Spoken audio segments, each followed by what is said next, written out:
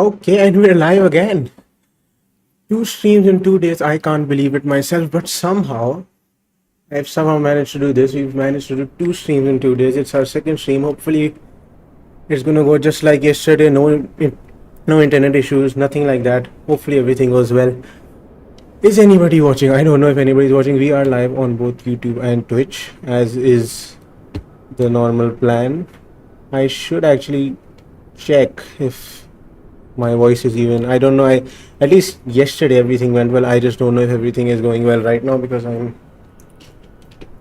just to test. Hold on, I'll actually make sure and check if my mic, all of those things are going well. Oh yeah, they seem to be going all well. All right, perfect. So if you guys were in yesterday's stream, we had uh, quite a lot of fun. We did a flight from Islamabad to Karachi. We're back at Islamabad today because we're doing a flight to Dubai this time. This is a longer flight, much longer flight. Yesterday's air time was, I think, around 1 hour 30 minutes. Today is going to be, I think, 3 hours or so. We're going to get into the briefing. We're going to discuss all that stuff. If you look closely, you'll also realize we're in the new Emirates livery. This is, you can see in the tail, I mean, the new livery also has some changes in the winglets, but 777 doesn't have any winglets. So the only change we're seeing is that new tail, kind of a 3D look on that. But let's see, is there anybody in chat? Twitch is empty, YouTube is also empty. Perfect. All right, so we'll get into flying this.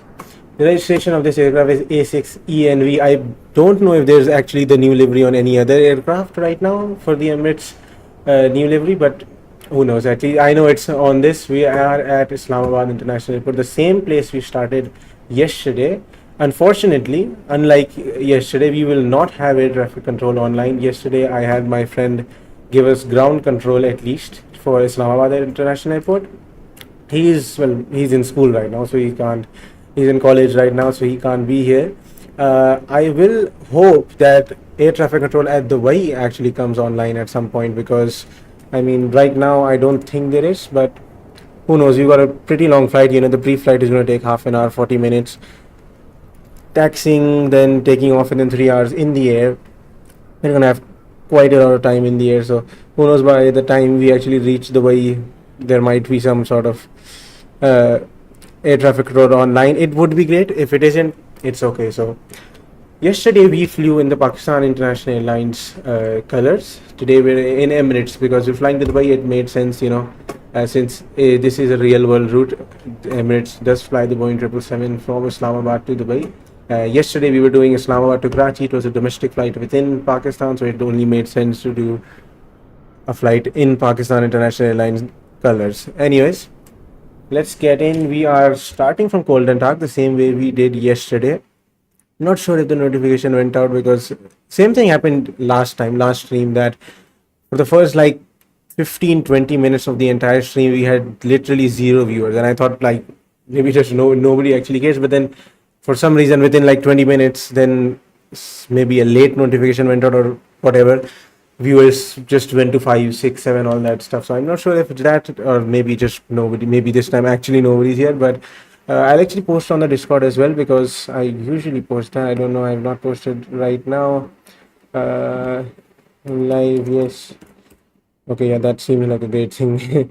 Anyways, zero concurrent viewers on both platforms. We'll get into starting. We'll do the briefing, all that stuff. Since nobody's here also, I'm gonna actually, I need to do something with OBS, which is adding the charts. If you guys were in yesterday's stream, we have these things where I can bring up the chart for whatever, like this is the Islamabad ground chart, these coordinates of the gates that we're at, the Islamabad gates chart, and then our departure SID for today. And this is a different departure SID, we won't be using that. So I've not added the charts for the arrival yet. I have them saved, I just need to add it into OBS. So until we wait for somebody actually show up, I'm just going to add some. So I believe we're going to be in the Imped 3 Charlie arrival star in Dubai, and let me bring that in. Where is that? Somewhere, yes, Dubai Impact 3 Charlie. It is a pretty confusing. You can see this is quite a lengthy thing, but once we get close to landing, we'll discuss everything about it, so you don't need to worry about it right now. Impact 3 Charlie, then of course the ILS. We're expecting to land at runway 30 left. So the ILS for runway 30 left, I'll add that as well. There's two actually. I think I have charts for that, so I'll do that. Rename this to ILS 30 left and put this in. Next up, we got ILS, another chart for the ILS 30 left. ILS 30 left. And probably, I think this chart is actually slightly better when it comes to just understanding, the thing. This is a bit easier when it comes to just trying to decode what we have to do over there, the waypoints, all that stuff. I don't fly to Dubai that often, so there's gonna be a lot of stuff that is going to be slightly new to me. Yesterday's flight was Islamabad to Karachi, two airports that I am very well versed with. I know the charts, I know everything because I've done that route many times, so that was still all right. We might not even get air traffic control for the entire flight this time, so we're not going to have anything. It's just going to be, you can just assume it to be a normal flight. So unfortunate, but that is bad. So you can't get ATC all the time, and chasing after ATC is never great because sometimes you might try to go to an airport where ATC is online, and by the time you reach there, ATC is no longer online. So yeah, stuff happens. Anyways, I'm gonna add in the Islamabad ground chart. So I've done the arrival, I've done the ILS. I think the only thing left is the ground chart. So this is the entire airport's charts. Obviously a bit lengthy, a bit difficult to understand. Obviously when you compare it to Islamabad ground, much simpler because obviously it's not not as large of an airport, especially with just one terminal. And then obviously you look here, I'm sorry, where did that go? Islamabad ground, can't find it for whatever reason. Okay, I'll bring down Islamabad ground here. Islamabad ground, yes, this was Islamabad ground, this was Islamabad gates. The Islamabad coordinates are here. Departure seat, this is the arrival star, and just once again I'll go with the Dubai ground, which is right here. All right, this was I was talking about, the large whole airport. So many taxiways, so much to look at, which usually you don't have to find when you're in Islamabad. It's much simpler over here, but that's primarily because it's kind of a smaller airport. Anyways, so difficult. I mean, at least such a large thing. We've also got further zoomed in charts for the Dubai ground, and I'm going to bring those up as well while I'm adding them.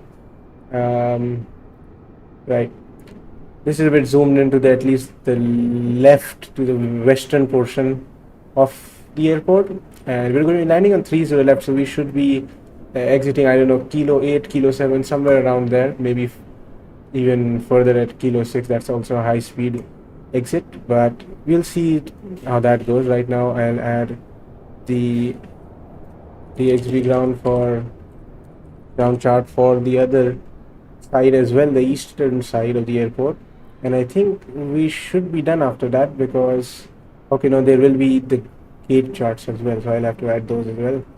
That is all right. We'll add that. We've got the arrival star, we got everything else, so I think that should be it. Hopefully, unlike yesterday, we don't have a runway change. Yesterday we had runway 10 right on Islamabad to take off. We were prepared for runway 10 right. Everything was going perfectly fine, and then we logged on, filed the flight plan according to 10 right, and just as we log on, there's a runway change at Islamabad Airport due to wind conditions changing, and then we end up simply having to amend our flight plan. ATC helped out with that, but changing a lot of stuff. So hopefully that won't happen. I mean, we don't have air traffic control online today, unfortunately. So I guess there can't really be a runway change. We can go wherever we want, but still, it would be better if wind conditions remain the same, unlike yesterday. Anyways, I think this is the eastern side of Dubai. So okay, so we've got all the eastern side, the western side. I think no, this is no. I should, not this one, this is the wrong one. This is, I believe, the western side.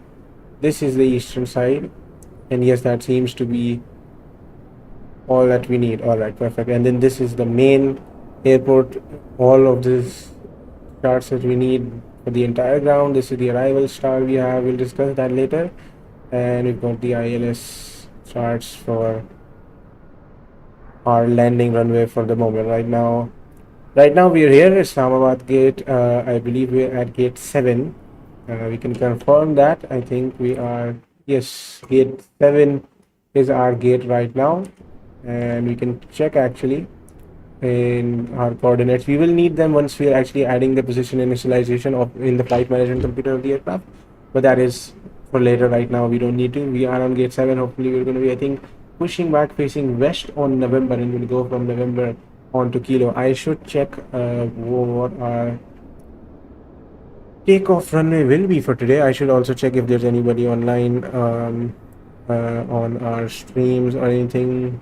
Does not seem to be the case. All right, perfect. Next up we'll go to a sim brief, and I'll confirm my we got 258 passengers today, much less than yesterday. We had 370 passengers, almost pretty much a full load, but today it's much less. I mean, obviously this flight is also not as long when you compare it to what the 777 can do. So the fuel will be, we're going to have 29.8 tons of fuel. So our estimated takeoff weight is expected to be around 225 to 226 tons, while the maximum takeoff weight of this aircraft is 351.5 tons. So this is not heavy at all. I don't think we're going to have a really derated engine thrust takeoff, and probably flaps 5. We'll get into takeoff calculations once we're actually there. And just to confirm, takeoff runway is 10 right for today, and we're going to have the Kalmi to Charlie departure SID. I believe it is the Kalmi to departure SID. We can obviously bring that up in our stream as well. Impaired, no, not this one. This is our departure SID right here. Yes, the Kalmi to Charlie departure SID. You can see we take off from 10 right to do a right turn to the waypoint is stop. We've got some restrictions over there. We'll get into that later on. And then the right turn to IS 403, then to Kimul, and then to Kalmi. And from there on, the route that we have quite a lengthy route, quite a lot of airways, waypoints to go through. We'll obviously get into that once we're doing our takeoff briefing. I will be doing that takeoff briefing with you guys. Just again, I'm just going to check if there's anybody in the stream, if there's anything going on here. Does not seem to be the case. So all right, let's get inside. By the way, I should add, this airport scenery is absolutely epic. You can have this whole inside also that's been made, and I've been to Islamabad International Airport. This is actually super realistic with all the gates, these escalators, all that stuff, and of course this transparent windows. Everything is super cool. You don't really see this too often, but yeah, we've got a pretty cool scenery. And then obviously we've got an absolutely epic airplane. It is the PMDG Boeing 777-300ER, and I don't know if anybody if you don't know about this, but PMDG is perhaps one of the, if not the best flight simulator aircraft manufacturer. They make absolutely epic aircraft, highly detailed, great physics. It's absolutely amazing. I used to fly in Flight Simulator 2004 as a kid, and I really just used to fly the PMDG 747, I remember. And I shifted to FSX when they got the PMDG for the Boeing 777, and because the Boeing 777 is my favorite aircraft, I switched to FSX for that. And now on Microsoft Flight Simulator, just about 2 months ago, we've had the new PMDG 777 released for MSFS as well, and it's really, I'm having a blast. I've done so many flights, I think 20, 30, I mean way more than 20, 30 actually. And you guys can actually check out whenever I'm flying, either by searching on the VATSIM network. We are going to be connected on VATSIM for today's flight, or also on Volanta. I don't know if you guys know about Volanta, but it's basically an app or a software you can track everybody who's flying on Microsoft Flight Simulator who is connected to Volanta, of course. And I will obviously be that. The Volanta is also which is providing that overlay at the top. You can see our departure, airport, arrival, ATC, all that stuff. And I believe, let me check how many flights I have done in the 777 already. I think it's going to be a lot. Yeah, 45 flights already within 2 months and 213 flying hours just on this. So it's been, yeah, a lot of flying and it's been real fun. Anyways, that's enough talking about the plane we're flying, the PMDG 777. I'll just confirm nobody's in chat, alright. And next up, we're just going to get to starting up the aircraft. We'll discuss the charts that I was talking about and bringing up on screen once we actually, get into our sequence when we're actually doing our takeoff briefing and all that stuff. But right now, I think we should just get to starting up. So obviously, when the aircraft is on ground, we're connected with ground power. That's what actually keeps the plane started up. Right now we have no ground power, and because in Microsoft Flight Simulator 2020 you can't like walk out and then connect the power yourself, there is this small feature in PMDG aircraft in the flight management computer. If I click and hold on the menu button, it turns on this menu. Now this is not the flight management computer, because obviously the flight management computer is only going to be switched on once our plane is actually switched on. You can see this plane is completely cold and dark, but this is this PMDD setup external things, and I'm gonna just check if this is at kgs. Yes, it keeps going back to pounds every now and then, so I need to make sure that it is on kgs. We'll go to FS actions, and in ground connections we're gonna request the dual jetway plugs as ground power, and then the air conditioning unit as well. And if you look here, we've got this small yellow wire right at the nose gear, right behind this nose gear door, which is providing us that ground power. And behind you can see those massive yellow tubes there, the air conditioning unit for us today. So now we're connected with ground power, we're connected to all that. Wheel chocks are of course as set. We're going to go up, and as you can see in the overhead panel, we've got these two buttons on the left side which are now showing avail, which is the primary external power and the secondary external power. We'll switch both of these on, and then we'll also switch the electrical battery on. So now the aircraft is using that ground power to get started up. Now it will take 2 to 3 minutes to actually get started. You can see some lights over here are actually getting started up. These things are getting started up with the main screen, and it will take 2 to 3 minutes. It calibrates, it tests, all those things happen.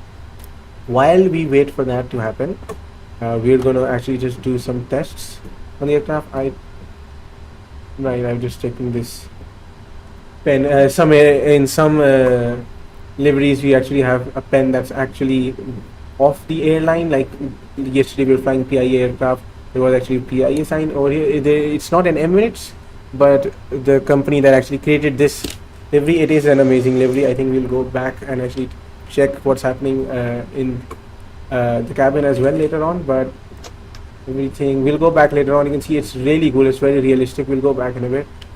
While we do wait, however, we'll also check the oxygen mask. We'll test to see oxygen is good for the captain's side. We'll test and see it's good on the co-pilot side, the jump seats, all of that as well. And we can also just open the window just if we need to for fun, really. I mean, this is Microsoft Flight Simulator, we don't really have a lot of things to do. But as you can see, this is what I was talking about. PMDG really created an absolutely epic plane. Details in everything that could be, every switch, every button works, physics are great. And yeah, we'll close this now. Don't really need this, but is there anybody in stream? Does not seem like it. All right. And I am already connected on VATSIM right now. So we're just, as you can see, there is no ATC online, and there is absolutely no other plane online as well, which fair enough, makes sense. It is a weekday, and it is local time is around 11 a.m, close to 11 a.m. So I think I can understand why it would be so silent and gloomy here. Anyways, we'll go into our tablet over here, and we'll request data from SimBrief. I've already made the flight plan with SimBrief, so we don't need to do that right now. This is going to be our flight plan for our flight for today, and we'll just, so you can see, we'll do this all that briefing of the stuff in the tablet, but you can see now the screen has started up. That warning thing just came out. This is just it testing that all the sounds, warnings, all of those work. You can see now on the flight management computer in the top left, we can actually go there. We will go there in a bit, but that is pretty much it. Now we can actually go into the overhead panel and start to actually uh, turn on the plane, even switch it on, all the other buttons, all the other switches that we have. Up here we have the D route. First up, that's what we start up, air data initial reference unit. We're gonna go back and then switch on the in-flight entertainment / passenger seats, then the cabin utility. We've already done this. We're on primary and secondary external power. We won't mess with that. The generators that are connected to the engine, they're all, I mean, right now we don't need them because the engines are switched off. Emergency lights, armed and guard closed. Window heat, left side, left forward, right side, all four of them will be on. We switch on the electric hydraulics over here, and these are all set to auto. We'll also set passenger seatbelt signs to auto, and on the left you might realize sometimes there are signs like no smoking or no electronics. These depend on the airline. We can actually bring these switches here down from the PMDG setup in the flight management computer, but I mean, just for realism, on this particular aircraft, A6ENV, this Emirates new livery aircraft, and maybe I think it might be an all Emirates aircraft, there is no switch to change. I think the no smoking sign, that's kind of a given, so no reason to have a switch there. These are the external, all those lights, the dome lights, we do not need them. It is daytime, the landing, all those lights we only need once we're already after pushback at the runway, at least for the landing lights. But cargo fire, we'll do a fire test, just making sure that works. We need to do all those tests as well as part of our pre-flight. You can see the fire test is in progress, and it should say fire test passed. There we go. So fire test is passed. We'll go up. We'll continue our pre-flight in the overhead panel. All these engine modes. We do not need to fuel jettison, fuel pumps. We won't switch on right now. We haven't even fueled up right now. I do not have GSX. I'm just going to be adding the fuel and the pressure based on the PMDG sim brief setup. The sim brief setup basically just gets them in or immediately. Anti-ice, we do not need them. Logo wing lights, we do not need them. It is daytime, but just for why not? Seems nice, more lights on. Then we turn off taxi strobe lights. We do not need them today. Right now, I mean, not today. We will need them later on. Air conditioning, all these things are already on or auto, whatever they need to be. So we don't need to worry about that. Next up, we go to our frequency. Now, normally you would get to Islamabad delivery or Islamabad ground, depending on whoever's online. You would listen to Islamabad ATIS information, but as we've realized, there is no air traffic control at all near or close to Islamabad. There are actually no aircraft close to in the entire Pakistani vicinity. It is extremely silent here.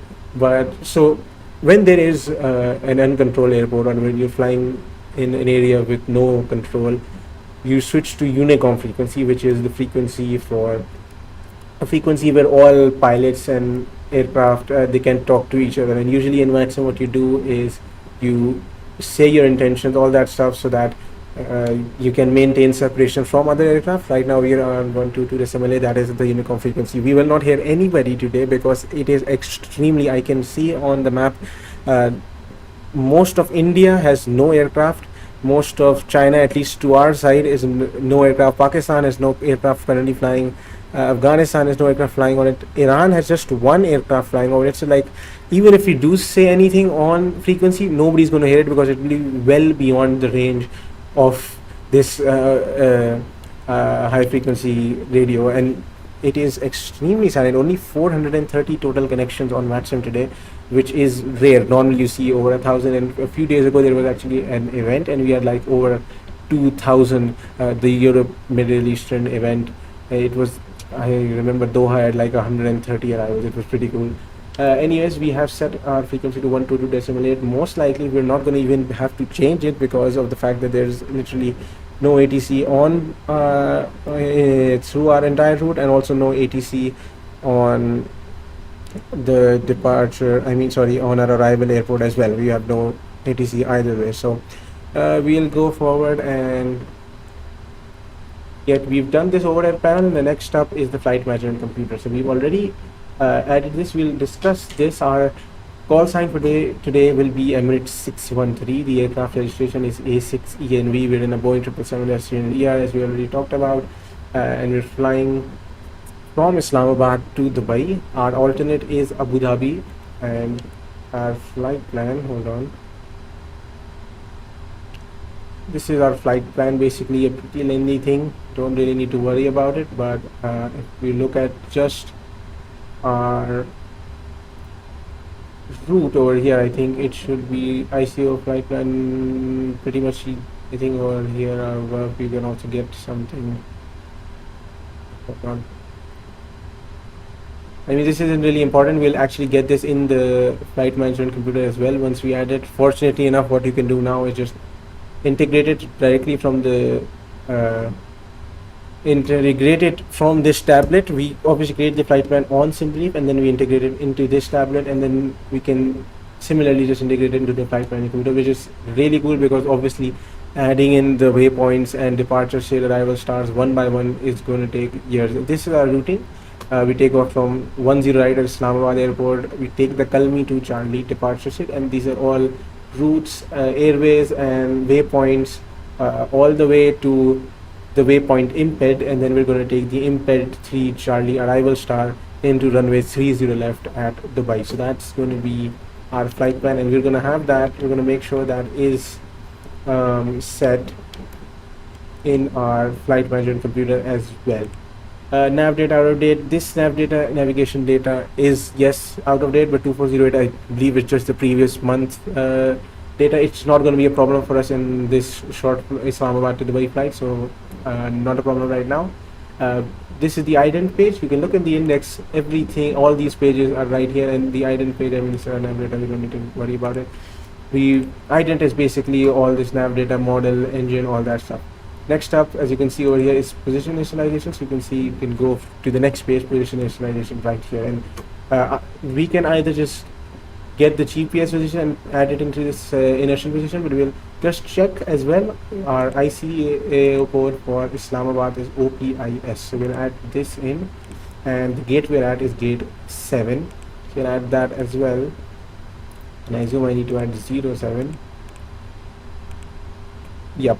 So as you can see, the coordinates we can confirm first of all with what's written over here. We can see these coordinates have been added over here, and then we can also confirm, make sure that these are the same one, or not just that. We obviously have airport charts, and over here we can confirm in stands 7 and 8. We can see 7 and 8 have the same coordinates. You can look at it and confirm that these are the same ones, just to make sure that the aircraft has the correct inertial position that it should have. So we'll just add this in, and then you can see the aircraft is now understanding where the inertial position is. It knows now where it is, and from here it's going to calculate, it's going to basically know where it is at all times. So next up is our route. Now then again, as I talked about, we will fortunately not have to add in the origin ICO code, destination ICO code, and then all the waypoints one by one, the routes, everything. We just need to click route request, and because right now on our tablet over here we already have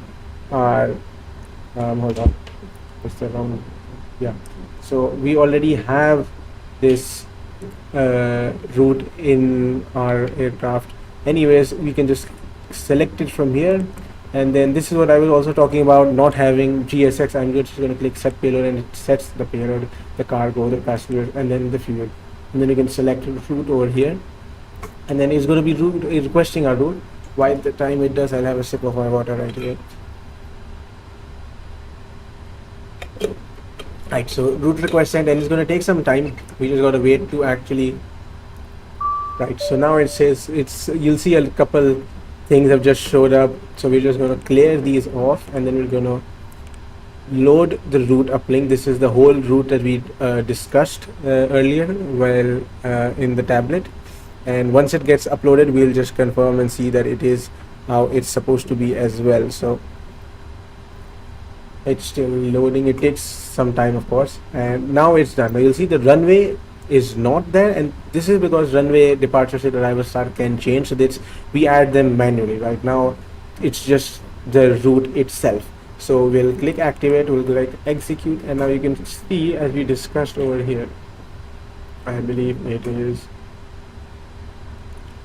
right here, this Kalmi all the way to Imped all these things should be the same, and we'll go here and you can see we go to Kalmi. The via thing is empty because we've not added the departure SID yet, so we'll get into that. But you can see the airways and then the waypoints all the way to Imped, and this is again where the arrival star comes in. So this is our main thing. The route is set in the aircraft, and you can see in the legs each and every waypoint that we have. Obviously there will be much more waypoints added when we add the departure SID. Now we're not going to worry about the arrival star right now, but the departure arrival switch brings us to OPIS departures, and we discussed right now from our right over here we saw that, hold on, where did it go? Right, that we have the Kalmi to Charlie departure SID, and if you look at the charts, the Kalmi to departure SID will take us to the Kalmi waypoint, which is from there on we follow our route, and this is basically the Kalmi to departure SID. You take off from runway 10 right facing the right, and you fly to the IS 407 waypoint. From there you make a right turn and you go to the waypoint Istop, and Istop has some altitude restriction, which is either you are 7,000 feet or below, or 5,500 feet or above. So you have to be between 7,000 and 5,500 feet. Once we reach that, we make another right turn on the Kalmi to Charlie route to IS 403 at a heading of 278 degrees. And when we reach IS 4703, we turn right again to a heading of 323 degrees to the waypoint Kimul. And the Kimul waypoint has another altitude restriction, which says you have to be at 10,000 feet or above. So you cannot be below 10,000 feet when you're at this waypoint or even close to this waypoint, and that is primarily due to terrain in this area. Then you'd make a left turn to heading 268 degrees and straight to Kalmi, and from there on obviously our entire route that is already in the aircraft. So we'll see this, and hopefully, not hopefully, it will be the exact same over here as well once we add in. So we'll look for the Kalmi 1 Charlie. So sorry, was it Kalmi 2 Charlie? I'm super dumb. Yes, the Kalmi 2 Charlie one. So Kalmi 2 Charlie is right here. It says Calm 2C, which is basically the same thing. Kalmi 2 Charlie and runway 10 right. There are no transition altitude, nothing like that. It only, this departure SID is only for 10 right as well. So we'll execute it, and now if we go into legs, we'll see the first waypoint Kalmi now has much more as well. Many more waypoints as well. IS 401 is stop, IS 403, which is the exact waypoints that we actually discussed right here on our departure SID, going to IS 407 and then right turn to Istop, and then IS 403 and then Kimul, and then all the way to Kalmi, and then from Kalmi onwards we're gonna have this. And if you look at the route page where we were before, now we can see the runway is added in 10 right, and you can see we have the Kalmi 2 Charlie departure SID added. The arrival start, the Imped 3 Charlie arrival start, we're going to add later on once it's already in the air, so we don't really need to worry about it. This is our route done and set. Next up is the performance initialization. So performance initialization data, we'll just accept it over here. Our cruising altitude will be flight level 380, and I'll add the zero fuel weight. That should add the gross weight, and that's basically everything on this page done as well. Our zero fuel weight, the reserves of our fuel, how much fuel we're taking. We do not really need to have any step size today because basically we're flying straight to 38,000 feet and just staying there all the time. These steps are needed when you run a really long haul flight with a lot of fuel, but not today, not a problem.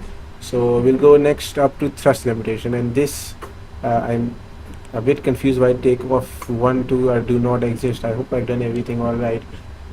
Hold on. Window, flight deck left. Okay, I forgot I need to close this window. And engine shutdown. So there is, hold on, we need to see something. Yesterday we were flying the PIA 777, and obviously the Emirates aircraft has a few changes, but I do not believe it should have any changes in relation to our thrust limitation thing. Where usually you have takeoff 1, takeoff 2, you can choose that, but I believe we're not actually getting that, and I'm going to go into PMDG setup and actually check through this in the aircraft equipment. I think maybe GS glide slope capture before localizer, obviously no auto LNAV. on go around. Okay, crossfit entry allowed. Okay, I'll set this yet because this is actually something that is on the PI aircraft and just I'm just more used to it. We had this issue.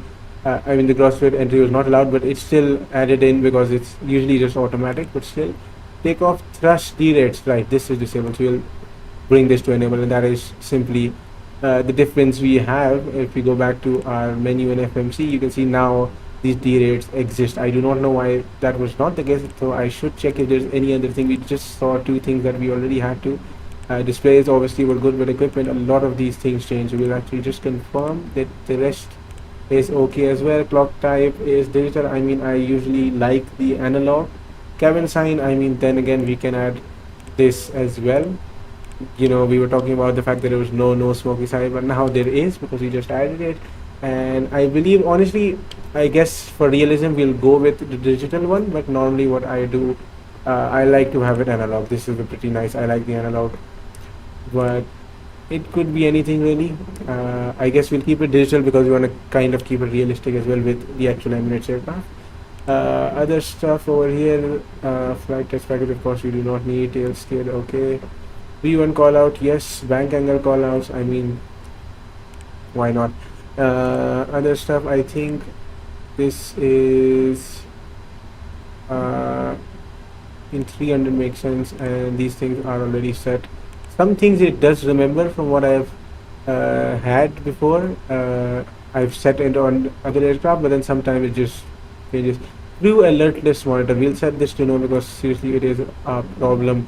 Basically what it does, if you've not clicked any switches buttons for a long period of time, it starts it basically displays a warning, and that's because so that pilots don't, like, you know, go to sleep or something like that. But obviously it becomes a problem in cruise because then, you know, I have to just randomly click the landing lines or stuff like that. Anyways, everything else seems to be fine, so we'll go back here.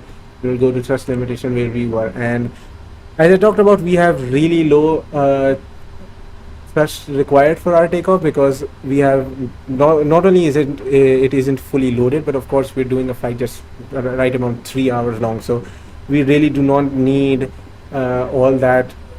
We don't have that much weight because we don't have a lot of fuel either. So we're just basically going to do, and this is calculated the takeoff to, and then we're going to set the selected temperature to 51, and this ends up having our takeoff thrust to 89.3 instead of what we were seeing at 105.6. So it's going to be a much derated takeoff, and it basically helps the engine life to not absolutely send it every single time, especially when we don't need it. That is this set, and then we'll go to the takeoff page, and once we add our flaps, which is calculated to be flaps 5, we have the V1 rotate and V2 speeds, and we'll add these in. So this is V2 speed is 157, pretty low, lower than yesterday. Yesterday was 159, but that might be because we got less passengers on board. We have more fuel, but the center of gravity, the trim, we're going to have to set at 5. Now that is pretty much most of this index page, initialization and reference index, all of that stuff done. The approach stuff we'll do later on once we are close to landing. We hopefully we have a pretty light aircraft today. Anyways, we'll go to FMC com. I hope everything is set. Like fuel quantity is 29.8 tons. That was what we wanted. I think this should be back here. And passengers are boarded, I'm pretty sure. So anyways, uplinking will load the wind data that we got, and once it gets loaded, execute that. We'll go back to this and we'll uplink the descent forecast as well. I think our now obviously we do not have any ATC online, so we also do not have ATC information that's online. So what we're going to do, I'm just going to check and find out our QNH for today, which will be 1009er. Obviously we don't have ATC information to tell us that, so I guess it's a bit unfortunate. We are on VATSIM, but we don't have any ATC online today, neither at Islamabad, neither at Dubai, neither at any center or radar on the way. So we're really silent. We are on Unicom 122.8. I think we're going to have to stay on that for a very long time. So you normally get your IFR clearance by now, and IFR clearance is pretty simple. You just request them the air traffic control for your IFR clearance. They clear you, the departure share, all that. They give you a squawk code. Obviously squawk code we don't really need to worry about because we're simply just we don't really have ATC at all today. Just a minute, I'll check the stream for once. Stream chat, all that stuff seems to be okay. We next up now, because we don't really need that IFR planes. Another thing we discussed before with our departure SID. If you're just coming in and you haven't seen this departure SID that we added this into the flight command computer, and all that right turns, 2 right turns, 3 right turns, and then a left turn to Kalmi. You can actually make sure and confirm in our plan mode over here. So we take off and go to IS 407, and then next up we go to stop, which has that same altitude restriction that we had in the charts. You have to be 7,000 feet or below, or 5,500 feet or above. And then all the way to IS 403 and the right turn to Kimul, and then straight to Kalmi. From there on, it's our route all the way till Imped, right over here. Imped forward, we will add the Imped 3 Charlie arrival star. We will do that once we're in the air, so nothing to worry about. Since we don't have IFR clearance or anything to add, we'll get started with actually setting this MCP over here. First up, we'll set our barometer to hectopascals, and we'll set this to 1009, which is the airport's current pressure. So that's 1009 set. Next up, the MCP. We are left, we are right, we are left, we are right on both sides, captain and co-pilot. The initial altitude, I know for a fact from charts and from flying at Islamabad, you get an initial altitude of 7,000 feet, but we don't really need to worry about it. We'll do, since we already have in our departure SID this restriction of being, I believe it should be this stop restriction. I don't know why it's not showing up over here, but regardless of that, we'll set this to 10 as close as we can, because we're going to be really slow on takeoff. We should basically get this. Hold on, I think it should show up somewhere around. I'm not sure why it's not showing those departure arrival. Sorry, those stop 7,000 or below. That thing should be there. I'm not seeing that over here, but alright, we're not going to worry about that for the moment being. We'll worry about that once we're in the air. We'll set this to our cruising altitude of 38,000 feet, because we don't have ATC, so we're just going to climb via our departure SID and not really worry about our entire, getting clearances to go further, and our initial altitude of 7,000. We don't really need to worry about that. Our heading, once this will be set to the heading of the takeoff runway, which is, you can see from AirTra, this is Dubai. Wait, hold on, where did the sound go? Right, so we can see 10 right has 0, 9 and 8 degrees, so we'll set this to 0, 9 and 8 degrees right here. And our, hold on, right, so this is set to 0, 9 and 8. We've set our altitude. Now we'll set our speed to our V2 speed, and our V2 speed that we just calculated in the FMC is 157 knots. So we'll set this to 157 knots. We have the VORs already switched on. We'll switch on the flight directors, and we'll switch on the LNAV and VNAV as well. Along with that, I mean, we don't really need to turn on the weather radar or terrain radar right now, because obviously we don't want to get the ground personnel cooked over here. We'll do that once we've done our pushback, and we'll set auto brake to rejected takeoff. Everything else seems to be all good and finished. We've checked oxygen, we've checked all those things, over panel, everything is set. So we'll go now onto the stats page, and we'll turn on the APU of our aircraft. APU is pretty simple, switch it to on and then start. APU is switched on, and it's gonna slowly start up. I think over here we can even see this small intake actually open up over here very slowly. The intake actually opens up, very realistic for PMDG to actually animate every single thing over here. And if you're just joining, you can see this is the new Emirates livery. Pretty cool livery. I mean, the only real difference on the 777 at least is just this tail with all these, this kind of a 3D look. But anyways, APU is switching on. You can see that hot air coming out of the back of the APU exhaust, and this will take some time. Until then, we can get on to our these electronic checklists. We have checked and tested our oxygen, the flight instruments. Obviously, right now we just can see the heading, altimeter, all of those things have been set. Parking brake, fuel control cylinder, of course, are good. Now, since we don't have air traffic control online, we didn't need our IFR clearance. We're also not going to be needing clearance to have a push and start. So we're just going to get our before start checklist, and we have checked the flight deck door. The MCP we just did. We've set our V2 speed, heading, and then our altitude. We've set the takeoff speeds. You can see on the left, we've just had them. CDU pre-flight, of course, we completed. Taxi and takeoff briefing, we've done. And beacon lights, we'll switch to on. APU is pretty much on by now. Trim, we'll just set after this. So that's our before start done, and we'll go to flight control, and we'll set our flight trim.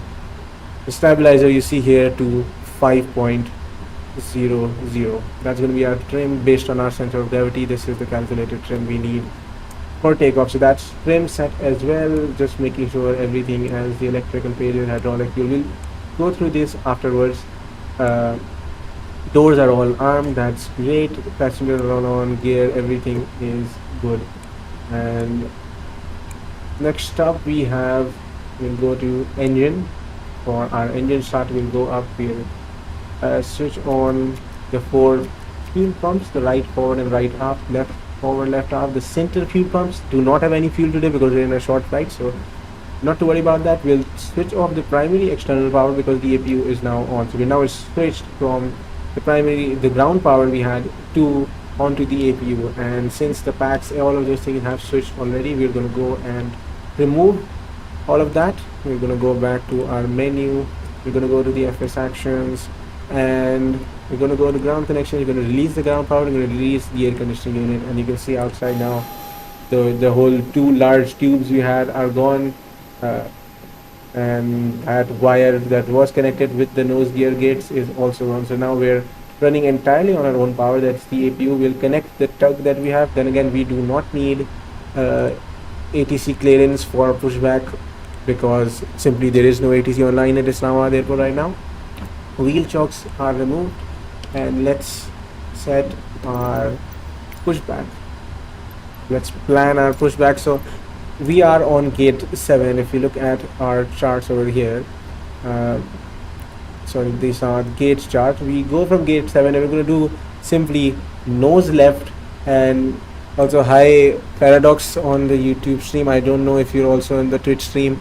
Just if you are on the YouTube stream, if you're going, you can go, but if you're switching to Twitch stream, please do tell me, because right now we've had no real chat. I got ad and I didn't skip.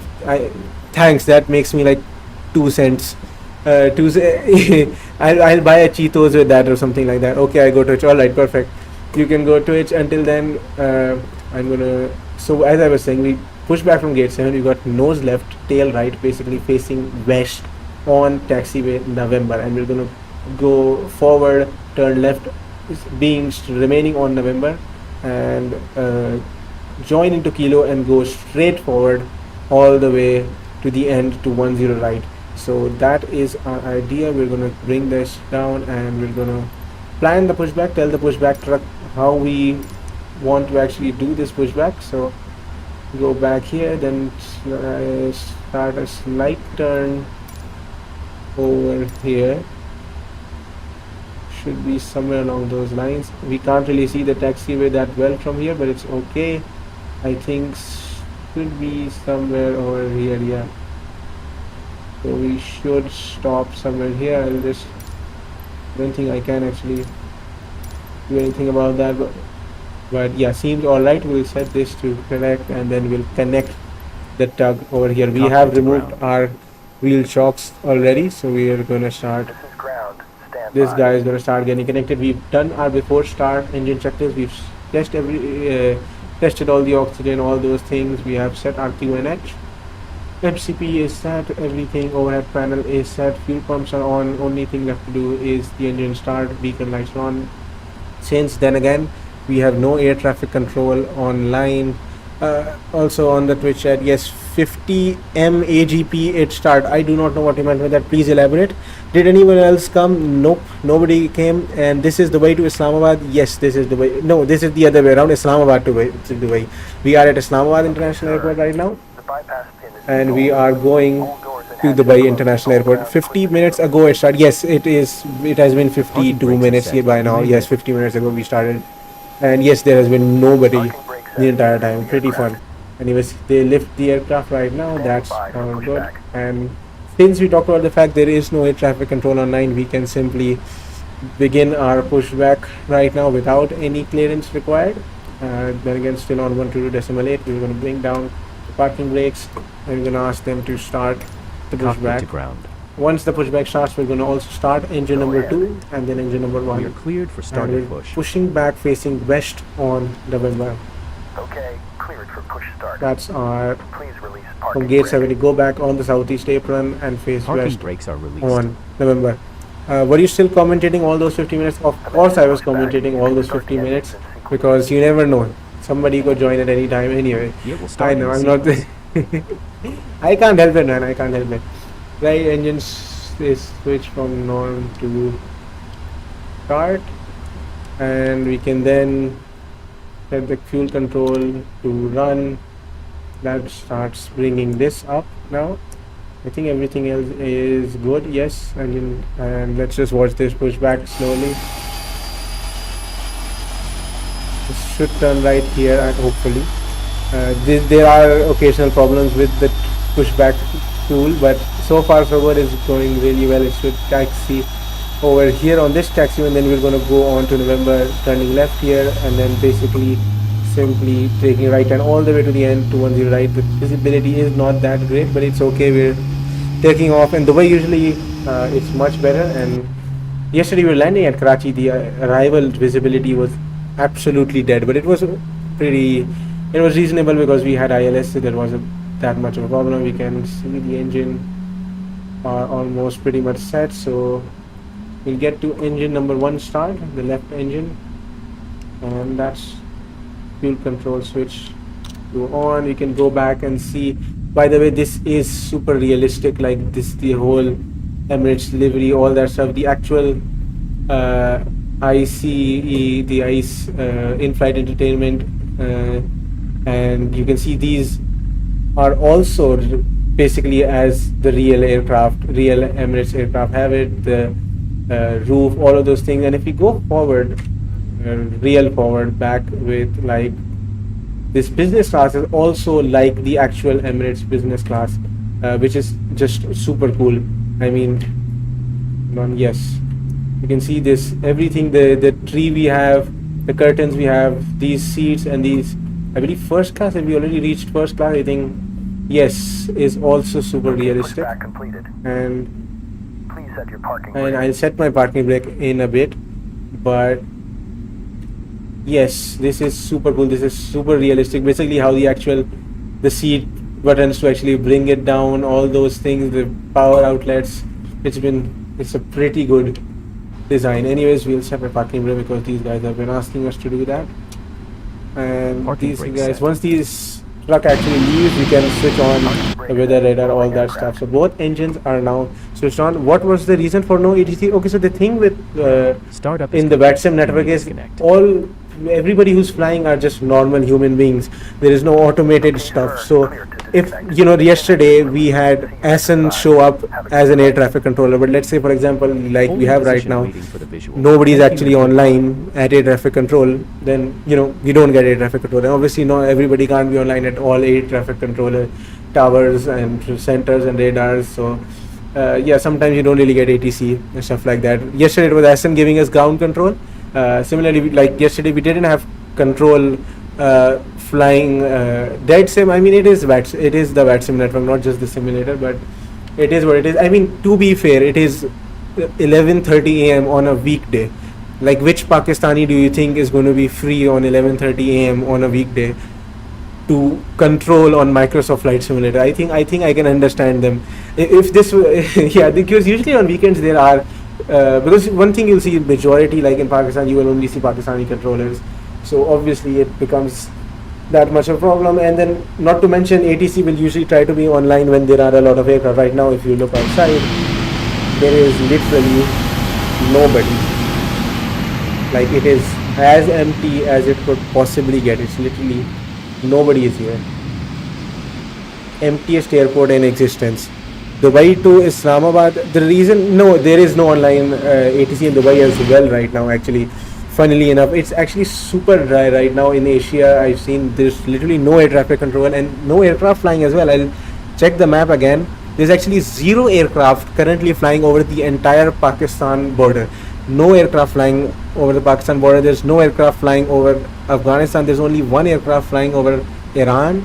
And even in India, there is no aircraft flying. Delhi control is online, but there is literally zero aircraft within Delhi control. However, there are like a couple departures at one airport. So I guess there's probably an event or something they're doing.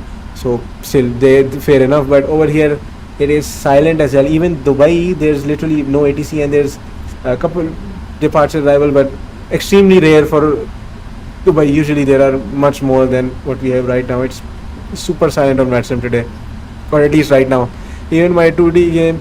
Okay, to be fair, okay, the reason nobody plays, the thing about this is that, for one, this is VATSIM. This is not your average Microsoft Flight Simulator. Microsoft Flight Simulator. If I talk about the Volanta, I can tell you there are many aircraft flying over Pakistan, flying over Iran, flying over all those things. And this is still just about Volanta. General Microsoft Flight Simulator, there are a lot of players of that simulator as well. The thing is, we're on VATSIM, which is extremely, like, when you compare it to the huge base that actually plays Flight Simulator, there's not. Yes, we do have to pass a test to get access to VATSIM. If you don't pass that test, you can't be on VATSIM. And if you do any stupid stuff, that's not realistic, you can also get banned. And a lot of people do get banned if you're doing stupid stuff, if you're on frequency saying stupid stuff, not following procedures. Mistakes are fine, but doing stuff on purpose gets you banned as well. So obviously, when you add in all those things like the test and the fact that this is super realistic, I mean, who tests you? I mean, it's an online test. It's not on the VATSIM website. It's not like that. But I should see. Okay, so YouTube stream is good, right? One thing also, like, if you look at this whole thing, like, you've seen me actually start this plane, not today but normally, and you can understand like how long it's like, a 40 to 50 minute time taken to pre-flight. All these buttons, all these switches, understanding these things, the flight management computer, all these things. And then obviously these arrival and departure charts you have now. This arrival chart, you need to understand this if you're on VATSIM now, these type of things. And these departure, like Dubai ground charts, all of that stuff. So understanding the whole aircraft, understanding all these charts. Now, obviously, when you add in how many people can actually do this, is going to bring the whole amount of people that actually play Microsoft Flight Simulator down to a very small base. And then add in the fact that you can fly anywhere across the whole planet. Like, you can fly in America now. Right now, there are people online in the USA, in Europe, in across the planet. So if this was obviously just like 5 airports, we would have a lot of traffic all the time. But right now, obviously, since we're also at Islamabad, now imagine all those things, like understanding the aircraft charts, all that stuff, and then 11:30 a.m. on a weekday, and then in Pakistan. So obviously, when you add all of that in, it becomes basically like almost like you're playing offline. So yeah, if you're going on normal Microsoft Flight Simulator multiplayer, then I guess you'd probably get more people around. And average age, normally, well, I've seen a lot of adults and stuff people play that. I don't know an exact statistic that tells me that, but from what I've seen, YouTubers, all that, usually are adults. I've not heard a kid on a frequency. Everybody I've heard is like my age or above.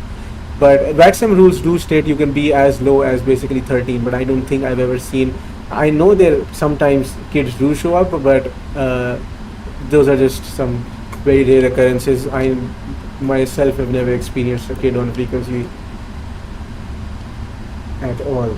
Anyways, I've been standing here just talking. We switch on our weather radar on our side, the traffic as well, and we'll also switch on the co-pilot side. We'll not switch on weather radar, we'll actually switch on terrain radar, because where Islamabad airport is, we've got a lot of terrain around Islamabad airport, so we'll add terrain. Yes, there are real pilots, real controllers who sometimes just show up just for the sake of having fun. And yeah, Max flying F1 sim. Yes, there are real pilots on VATSIM. I don't know specifically if I've met somebody who might actually be, but yes, real pilots who I know. There's Air Force Proud 95, but really, I think he's got over 1 million subscribers. I'm not sure. He's a real life pilot and he does a lot of VATSIM flying. So, but yes, generally you do get real pilots as well who are sometimes at home, especially during the pandemic, because you've got pilots who are at home, don't have much to do. So yes, there have been occasionally pilots showing up on VATSIM flaps. We'll set to fly. That was our calculated flaps.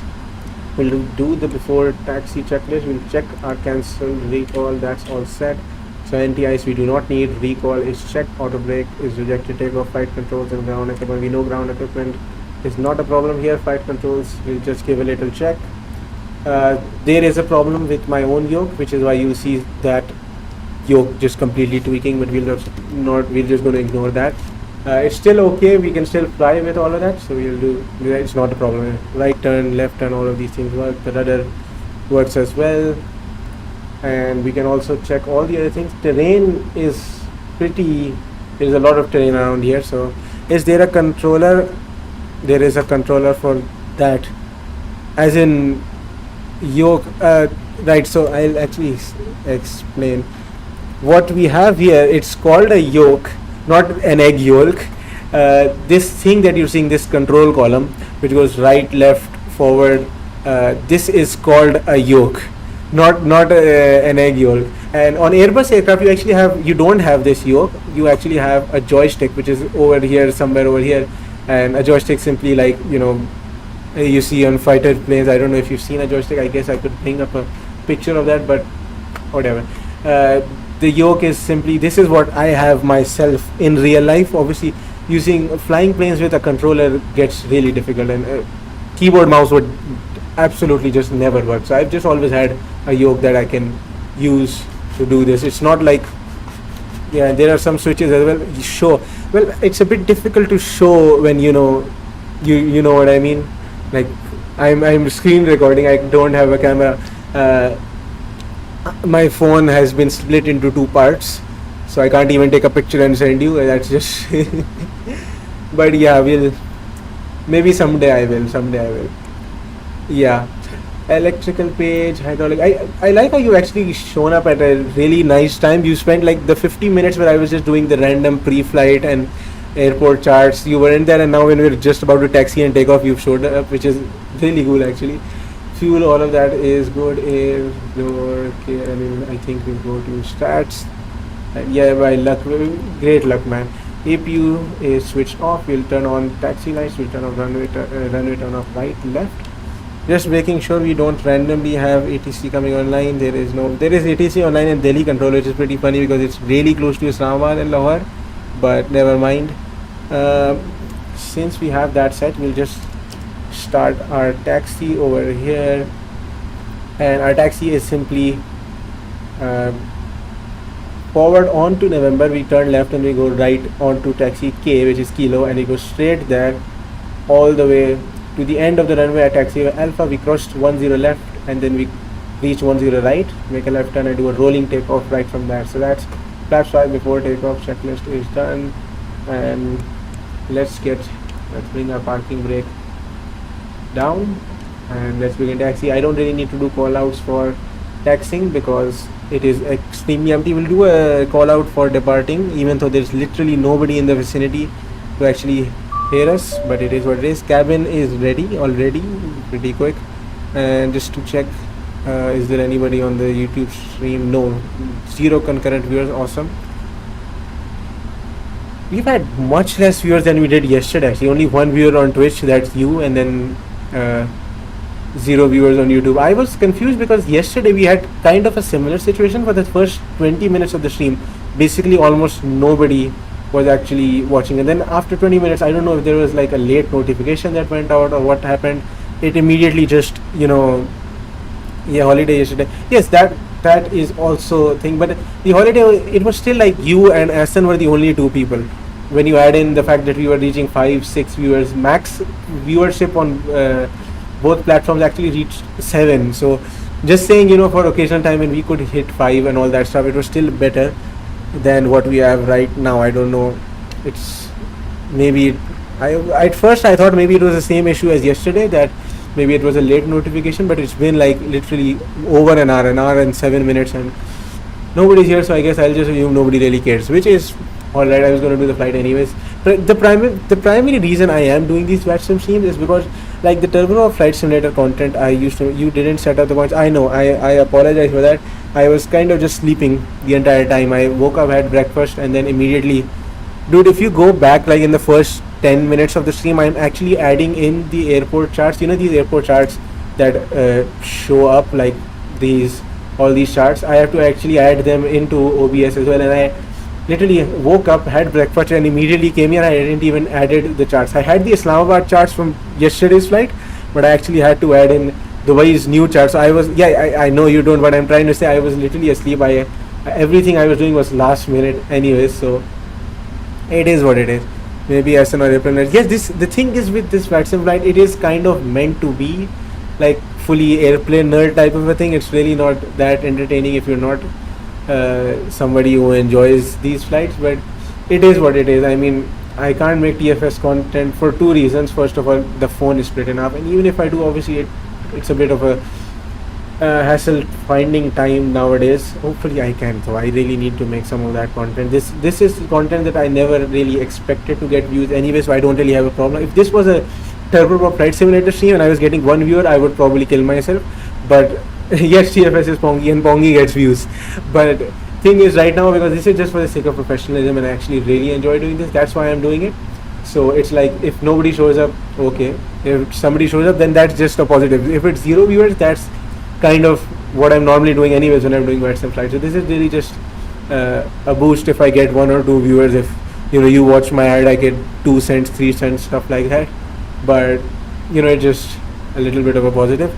Main thing, TFS, obviously that's where I'm expecting to get at least some views, and if this was a TFS stream and we didn't have any of those views, that would be a much bigger problem. Anyways, super realistic sounds as well inside the aircraft. I'll probably like add in the thing I did yesterday, add some sort of a television thing and then go away, because this is a really long flight, about, you could say, like 3-hour flight. Let me check actually again. Our flight time should be 2 hours and 48 minutes. So yeah, you can imagine that is a pretty lengthy flight. Yesterday's flight was an hour 30 minutes. So most probably, if there is nobody in chat during cruise and obviously there's nothing to talk about in relation to the aircraft as well, I might just go. If it can't you change stream settings? In what way do you mean stream setting? Where, while you're live? Stream settings as in setting up points, or do you mean as in making you moderator or stuff? I'm not sure about the point stuff. I have never really. Yes, points, bro. The thing is, I know for a fact of these things. It's not actually that easy. If it was that easy, I've done all the easy things. If you look at the channel, I've done a lot of the easy things that I could do. So it would take some time. Actually, once we take off, though, I'll still check. I'll go on the stream dashboard and I'll still check, just because why not? We are taxiway Lima is what we are crossing. I think next up is taxiway Alpha. If you check on to Islamabad ground. Yes, taxiway Lima, and then next is taxiway Alpha. That's straight up ahead, left turn. We cross 10 left and then we go to 10 right. Okay, so funnily enough, when you're on Unicom frequency, and so when there's no air traffic control online, you're on Unicom frequency. And Unicom frequency is a frequency where you just say your intentions of what you're going to do, and what it does is simply it tells others what you're about to do, so they can, if you're lining up on one runway, an aircraft that might be landing and stuff can know that there is an aircraft on the runway and stuff like that. This only happens when it's an uncontrolled airport. So normally what you do is, like I would when I'm entering a runway, saying that I'm lining up on the runway or I'm departing on the runway, all that stuff. Funnily enough, we have literally got nobody in Pakistan's vicinity, nobody in Afghanistan, nobody in, I'm not sure, Tajikistan, nobody in Tajikistan, and almost the entire Western China is also empty. So even if I do give out a call out, literally nobody can hear, like absolutely no one can hear. Like the range of that frequency doesn't even go that far. Did you add delay, by the way? I do not personally. I did not add anything like that. I don't know. Maybe internet or something like that might have added a delay for me by just being absolutely capped. But no, I did not add a delay or I changed nothing from yesterday.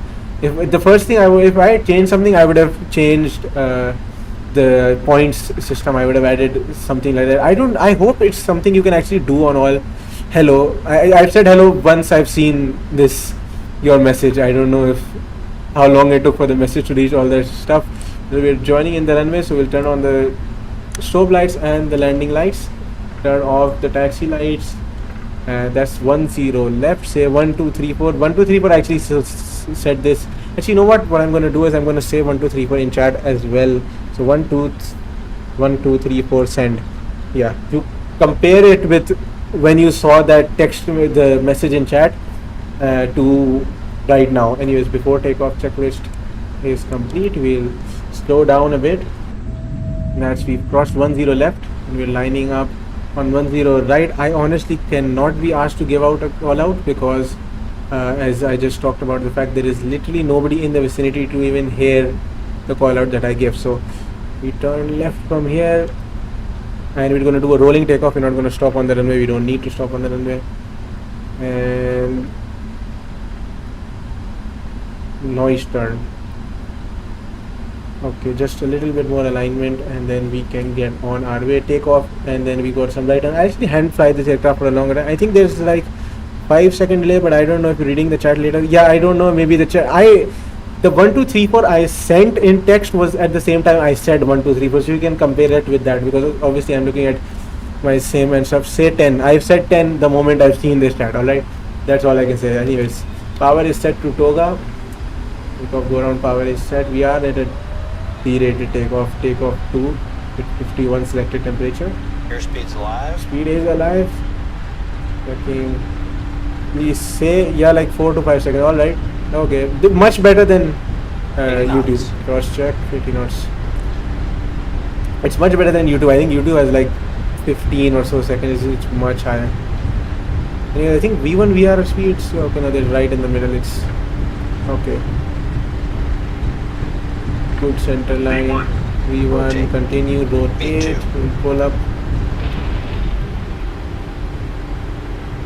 Okay, smooth takeoff. Yoke has problems, so I try not to be Positive too rate of climb. at positive rate. We'll bring the gear up. And now following the flight director, need to pull up a bit. And let's see. Okay, so now we just switched to the VNAV speed. And now it's kind of slowing down in the flight director as well. We are at the speed we should be based on flaps 5. Now speed is increasing to 240 is the next, 240 is the selected speed. I'll get autopilot on a bit later. Right now we don't need to worry about it. I'll have to control the aircraft with the trim a bit as well because my yoke has slight problems, but it's okay, it's not that bad. That's taken off. I think now we're gonna have a right turn really soon, so I'm gonna flaps will be set to flaps 1 and slowing down further. Right turn initiates for now. Okay, perfect. And I reloaded stream. Okay, I guess I saw this message just when you sent it, so I don't know, you can decide based on that. Okay, I'll keep looking at the flight director on the simulator as well as the stream just to make sure if there's any test we need to do of our okay, flaps now all the way up. Flaps are coming up. We're turning to the waypoint stop. I guess the stop waypoint thing has just gone away. Yeah. So we'll select autopilot right now mid turn, so autopilot can continue this. We can go here and see from the outside, from the passenger view, how it looks. Are those, is that smoke or what? Like, I don't know. That's a lot of, I don't know if that's pollution or fog or, but these are in clouds. These are not clouds on the weather radar. We can see these are not clouds. So very nice engine. And what other views do we have? This is our view over here. We're in economy class right now, unfortunately. I think 343 is, I believe, yeah, 343 is the setting over here. I'll go outside and let's see if reshade does anything.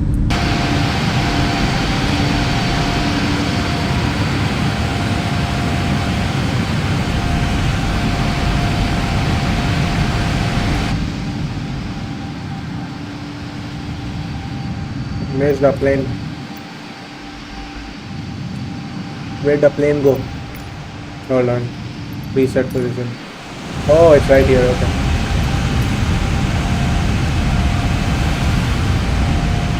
So we're cruising now. We are climbing right now. If you look at the top, you can see in the top right, you can see our phase, which says we're climbing, and we're passing 10,000 feet, which is really good, and we're turning as well. Pretty cool shot actually, not gonna lie.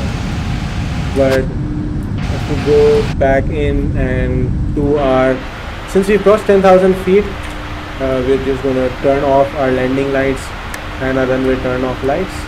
After takeoff checklist done. Okay, so yeah, so we're crossing 10,000 feet and we have to go to 38,000 feet, flight level 380. So we've got some time before we reach cruise. Once we hit 38,000 feet, then we're in cruise, and then we're gonna have a couple hours up in the air. I should see. Okay, so now technically this aircraft is on autopilot now, and we have done the after takeoff checklist as well. We've also got the landing lights, all of those things up, and that's, you can see the Margara Hills down there, and that's also primarily why we did this huge turn instead of just turning right immediately, because we needed to avoid these mountains over here. Same happens when you're coming into land as well at Islamabad. Pretty nice procedure. Anyways, where was the stream dashboard? How do I check that? Okay, let's see. Creator dashboard. Open link in new tab. Let's see. How to add? Actually, I should just Google how to add points. I don't know if in Twitch chat. Is this a partner only thing, or let's see. How do I? I am not watching a video. No, thank you. I do not have time to watch a video. I will just.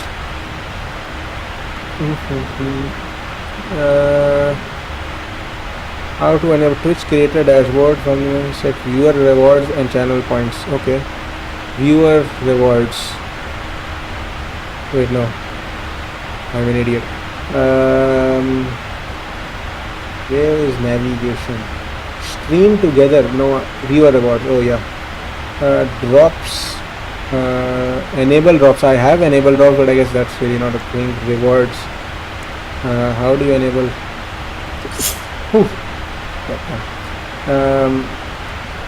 Let's see. How do I add these points thing? I remember my friend added he was new. Okay, that's great. So yeah, I think it's not like a partner only thing. We can add that as well, but I need to find. What's Stream Manager up to? Yes, I can see my chat and my activity feed, third party events, 2 viewers. Hey, let's go. I like how we were celebrating 5-6 viewers yesterday and today. We're like 2 viewers after 1 hour. Let's go. But quick action, edit. Oh, I can, what is this? Clip that. Raid channel, manage goals, stream together, edit stream info.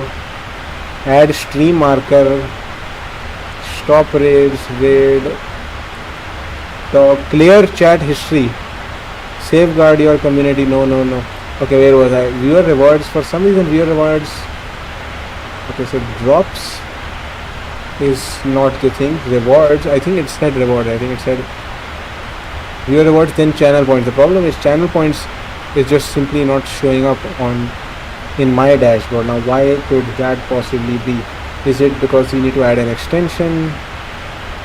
Let's see, extension points, channel points, channel loot box, boomers, what's going on? Deep got points. Hold on, I need to, why does, okay, we got another left turn here, I think, also, which reminds me I also need to set our parameter to the standard now. and alongside that we'll set our heading knob alongside I think 278 degrees or 26 something. It should be 323. No, sorry, 263. We set it to 263 now. 263. And I should search again why I cannot find channel points. Maybe I should have asked ChatGPT. Okay, the Twitch forum, I think. Is this a forum? I don't know what this is. Let's see, verification. So the loot box, those things I think are already enabled, but how can we enable? You can find more information here. Okay, you do have to be. Where did that go? The channel points. Okay, Twitch, our help. Channel points is a customizable points program that lets streamer. It is available to all partners and affiliates. Am I like a partner or an affiliate? I know I'm not a partner, but like, how does affiliate work? Okay, wait. Twitch affiliate. Because I think, hold on, I need to search that out. Twitch affiliate, join the affiliate program. Okay. Because I've seen this before actually. I think the Twitch partner program I know is like a whole thing. How to join in that is still difficult, but Twitch partner program you'll have access to monetization, and I think the requirements a lot of things. Partners obviously who qualifies, who can act as role models to the community, right? So that's obviously not me.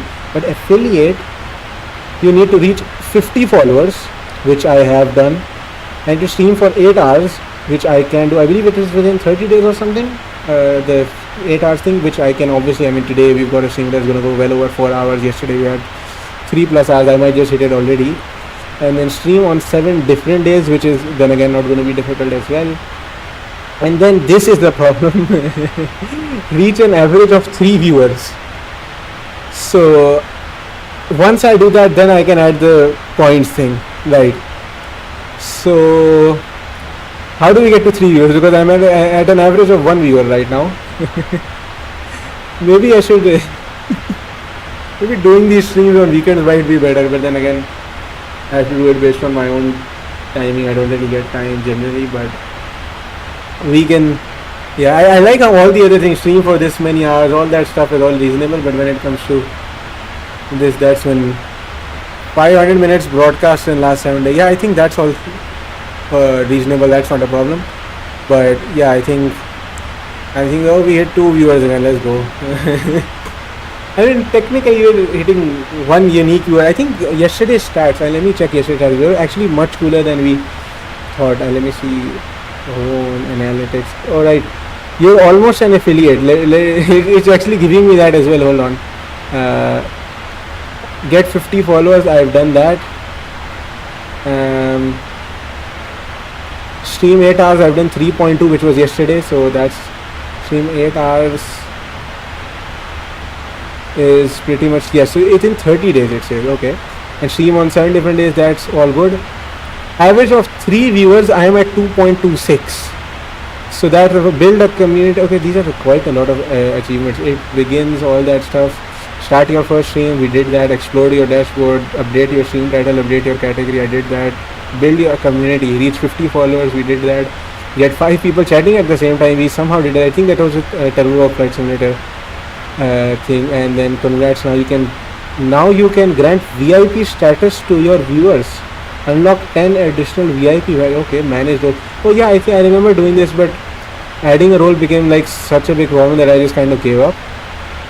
But I actually might just do that as well. Activity, followers list. I can see paradox. I can whisper, follow, all that stuff. In analytics, I think if we look at overview, no, if you let's look at stream, not today's stream. Let's go back. So yesterday we had maximum viewers, we reached 6, average was 2.26.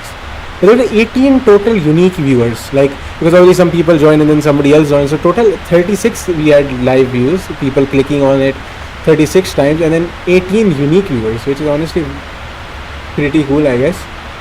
Yeah, 18 is pretty cool, and I think YouTube was, I guess, was it worse by any chance? Hold on, let me see. No, it wasn't worse. Don't worry about it. But still, let me check actually.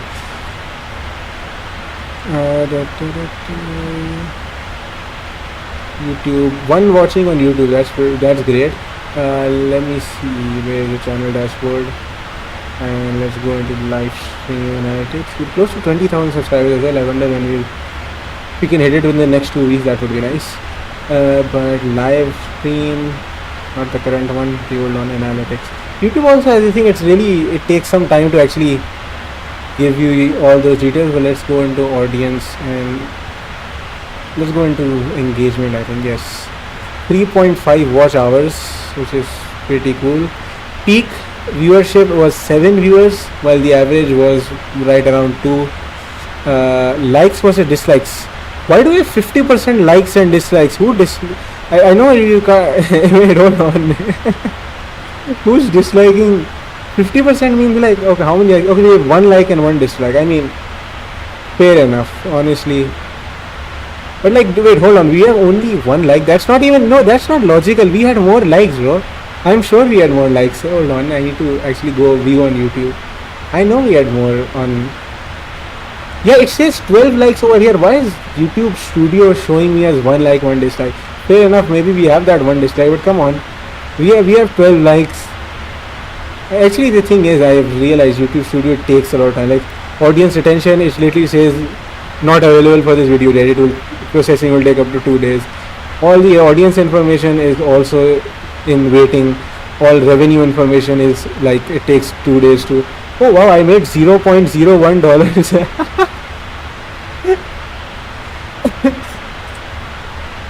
I made $0.01 for. I actually made it while I was live. So you watching these full ads actually works. Ender Aviation, no, I am late. Infinity also is actually here. I don't know if I actually checked this YouTube stream too late. Okay, is Infinity like? Did he just show up right now, or actually has it been some time? I don't know. I was actually not checking the chat for quite a while. By the way, Paradox on YouTube stream, they're actually there. But 12 dislikes, no, 12 likes, don't worry, it wasn't 12 dislikes, it was 12 likes and 1 dislike, so it's not 12 dislikes, we're not that down bad. But yo Jelly Boy, yes brother, we are in the air, we are already passing 36,500 feet. We've got a really long flight. This flight is actually over nearly 3 hours flight time, so this is a really long flight. We're gonna have like, we took off what, like, I should have started the clock. There's a digital clock in this thing. I really don't know how I didn't start it, but yes. 1 second. Okay, I guess now we've started the clock. I don't think that helps a lot, but it's been like, you could say 10 to 15 minutes, and yeah, when you look at it, given that it's 2 hour 48 minutes flight, it's going to be pretty lengthy. Where was I, by the way? I need to go back and check Twitch chat as well. I just got 2 ads on YouTube. Let's go. Trust 2 cents. Let me split. Hold on. I need to calculate how much one view actually gets me. So yesterday's stream revenue for every 1K views was $0.31. So if I have a calculator with me, 0.31 divided by 1,000.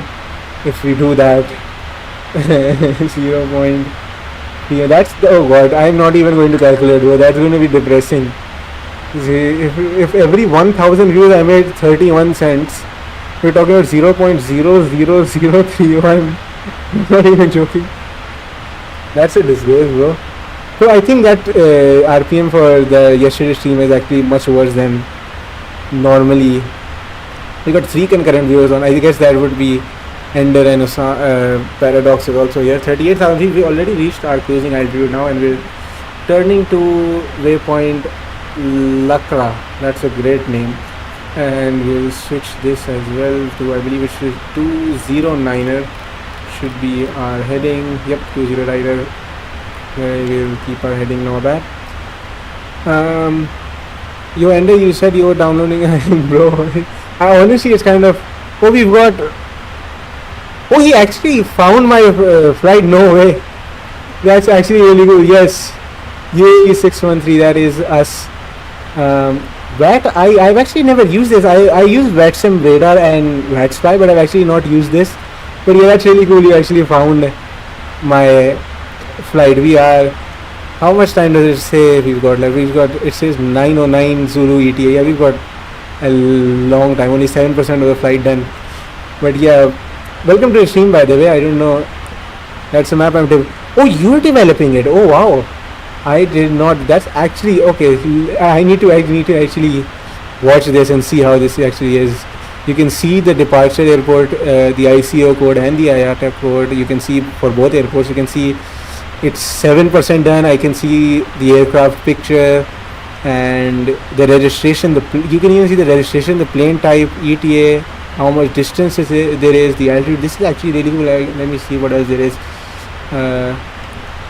Labels, weather, dark mode. Oh, there's dark mode as well. That's super cool. And we can see, we can even see those stats like 503 online pilots, 39 online controllers.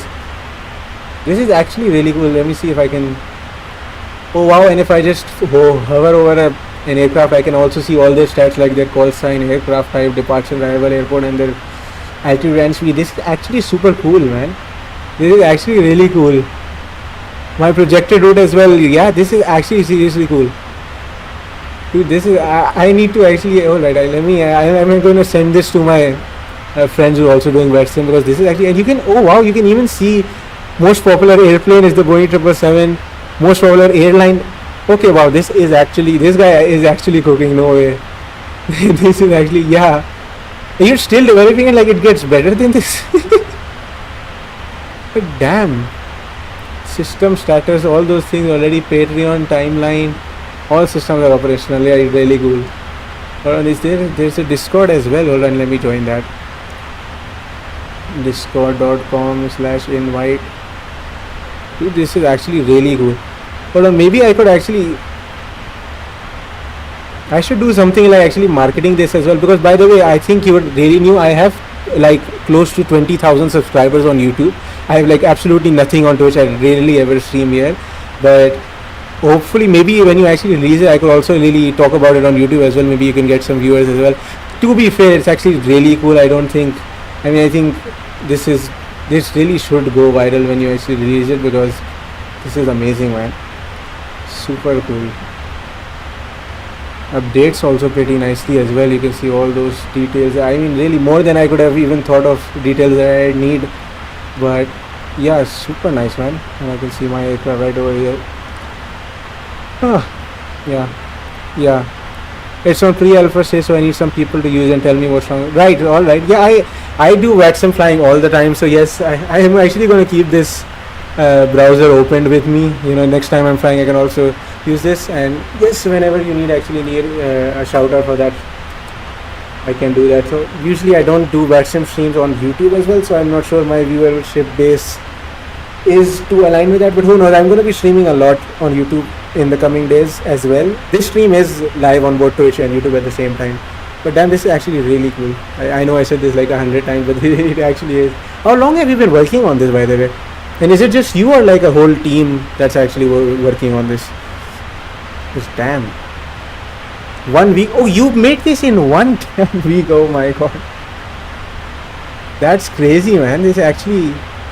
I did not know you could actually even... It was physically possible to actually do this in 1 week. That's super nice. I do the front end... Oh, right. It's 2 people and in 1 week you guys build this entire thing. So that's really cool. Any idea how long it will take to, you know, actually release, like, go onward from the pre-alpha stage? And oh, you got a virtual airline as well. Oh, right. So you got some detail. Right. That makes sense. But damn, this is actually... So we got VATSIM radar. That's also pretty cool. And then there's VATSPY, and I guess VAT-I. I mean, the name is also pretty cool. VAT-I, and then I think you can see there's a projected route as well that was found. Basically, I guess the file route that I did file in VATSIM. Let me see if there's stuff about controllers and stuff. Yeah. Anyways, back to... I'll just check YouTube chat for a second. Okay, nothing new on the YouTube chat. I love how 20,000 subscribers on YouTube and there's less viewership there than Twitch, where there's quite literally just 85 followers. I'll never understand how this works, but it is what it is. 3 viewers. Awesome. I guess, yeah, I usually don't stream, so I guess makes sense. My viewership base is not really used to. This is like my second stream in 2 years. Well, second stream in 2 days, and before that, I did not stream for 2 entire years. So you can see why that is. Anyways, I guess time to do some goofy stuff because there's really nothing else to do right now. And I need to. Let's see. Let's go slightly down. No, that's okay, perfect. And then let's see if I can add something on this TV. Okay, let's see. Let's get on OBS and let's add in some media source. Local file browse. What do we have here? Jenna Ortega? No, I'm not. And let me see. I need to find a better video for that. What do I have? Videos and some. Problem is the videos I have are also like entirely just Microsoft Flight Simulator video. That doesn't even help a lot. Let me see if there's some. I should have some memes, right? Come on, I can't just be sitting here without any. I think is most of my memes actually exist on my laptop anyways, and this is my PC, so I guess those F1 videos could actually show up. Let me see. How long is this video? Properties, it is details 1 minute 40. Alright, why not? Okay, thanks for your. I need to. Yes, of course, no worries. This is really cool, man. Good luck, by the way. Great. Realistic Emirates, fully realistic Emirates television right here. 3-hour flight. I mean, what better can I do? I should probably. I would. Okay, we got 4 viewers also, by the way, now on Twitch. So Twitch. I like Twitch over time. Actually, we start getting viewers over time, but YouTube just stays on random one viewer. I don't know. Like 20,000 subscribers leads to this. You can't complain though. I mean, I don't really do these flight sim thing that often. But let me see. Can I loop this thing as well? I think I can loop it because normally when it ends, loop. Perfect. And let's see. I joined his Discord server. I think. Hold on. Did I join it as continue to Discord? Yes, in the Discord app. Okay, I am actually here. Damn. Jelly Boy 18. Oh wow, you can actually add links in the channel descriptions. I did not know that, but pretty cool channel, yeah. Server, I mean. 5 people online, 6 people offline. You see, this is really new, but also really cool as well. I am gonna send this to SN and the other controllers I have as friends, and actually, we already hit 1 hour 40 minutes on the stream. That's actually, yeah. I need to find a job. Oh, speaking of, yeah, I've got like midterms at my university, like starting Friday or something. What do you mean? Let me see, what tests do I have? We should do like stuff like homework on stream or stuff like that. XPS messaging saying stream Wi-Fi is cooked. Hold on. It is what it is. You should come now. We are watching. You should come now. We are watching F1 on stream. Let me go in the. Okay, what even is the schedule for my midterms? Oh my god. No, it's okay. Hold on, let me go up and search. I think mid.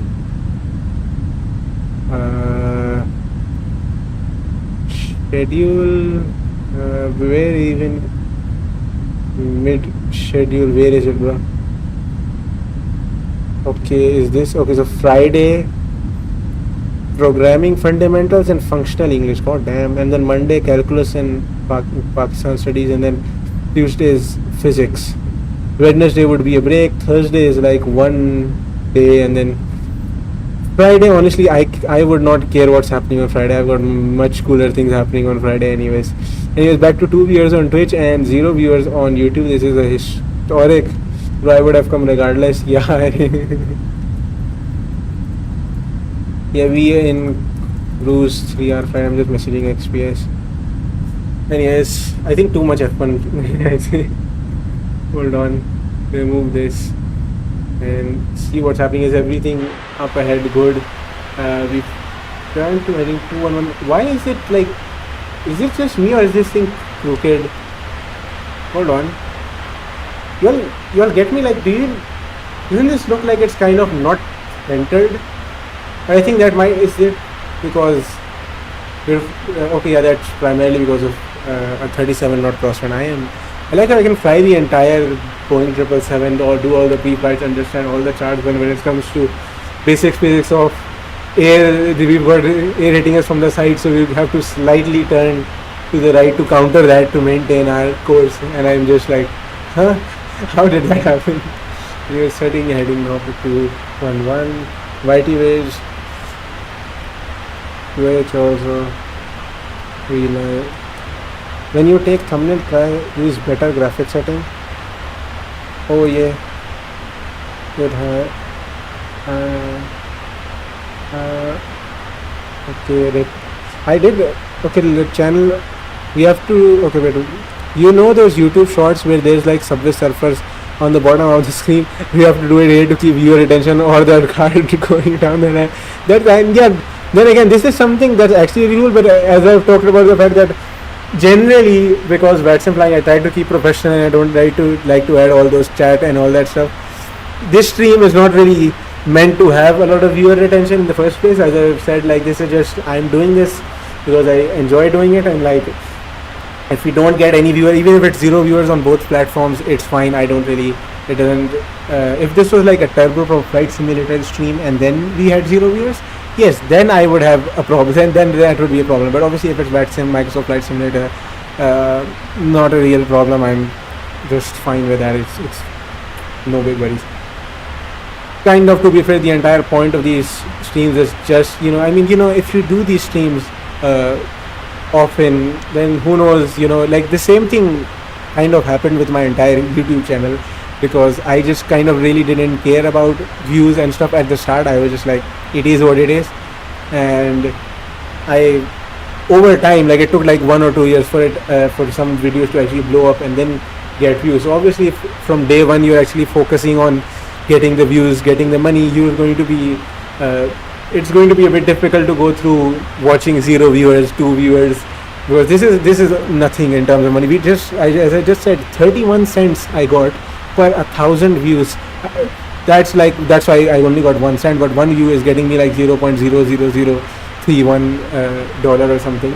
That's literally nothing. So obviously, I'm basically using the same logic with VATSIM, because then again, it is flight simulator and it is flight simulator stuff that I actually enjoy, because Turboprop Flight Simulator is just one of those, for me, flight simulators that I've done I played on my mobile for years. I mean, I used to play Flight Pilot, X-Plane 9, X-Plane, whatever, different versions. X-Plane 10, I think, is whatever it is, I don't know. And Infinite Flight. I've played many thousands of hundreds of flight simulators, from the worst ones to even those goofy flight simulators where you got a slingshot and you're throwing those flights. I've done all of those things, but Turbo Flight Simulator was just one of those type of flight simulators, until on YouTube it really gained a lot of traction. And at the start I was like, I'm going to do streams across all flight simulators, but it just, you'd upload a video of like unmatched air traffic control or real flight simulator and you get like 5 views, and then the same day, next day, you upload a turboprop flight simulator video and you get like 10,000 views. And I mean, over time you just start only making TFS content. For the last 2-3 years of me making TFS content, last 2-3 years of making content, 2023 was basically completely empty, 2024 also, except for a little part of January. I still really just don't. Wait, hold on. Oh, XPS messaging again. Okay, he's messaging too much. Never mind. I can't read all of that. But Where was I? Yeah, so TFS content basically just became the thing I was doing because YouTube really got those views. I mean, it's not like I disliked it or didn't enjoy it, but it was like if I had to choose between TFS or scrolling on Instagram, I would have probably choose. Right now, if you're asking me scrolling on Instagram or doing a VATSIM stream, I will still choose VATSIM stream. So because it's something I enjoy so much, and then obviously it is fun for me, it is still related to aviation.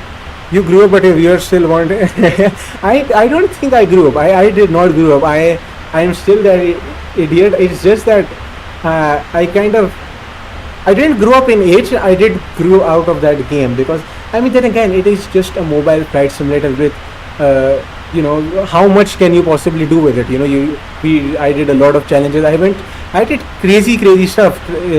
Like imagine a flight simulator and I'm trying to find out the how low the seabed is, or trying to control AI aircraft by doing some stupid stuff and controlling the tanker that was existing. I don't know what I used to do, or stuff like flying through buildings, doing every single mission in the game.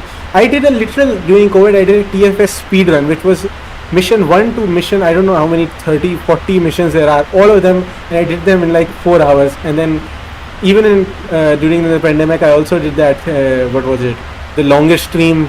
I did a 11-hour stream on YouTube, no joke. I was doing 11-hour stream, which was the longest flight and turbo flights you'll ever see. Like, I've absolutely milked it. Like, there's nothing left to do. I mean, you're sitting there and you're like, what can I possibly do that for one is unique and then two can actually get viewers? I mean, yes, there is probably something I've not done, like going from one airport to another airport without flying. Let's just taxi the entire 100 nautical miles, just, going over the hill. I mean, how exciting can that possibly be? How many viewers can that possibly bring? But when you bring those things together, I've met it so often. I mean, that's something a lot of YouTubers in the TFS community have said. I mean, people are waiting for TFS updates. When the TFS update shows up, everybody's like making videos on it. And then after a few weeks, when every new thing in the update has a video about it, then what? Then you're sitting back. And I mean, I would still love to make TFS content. I still want to make it. By the way, is WoW some TFS mod?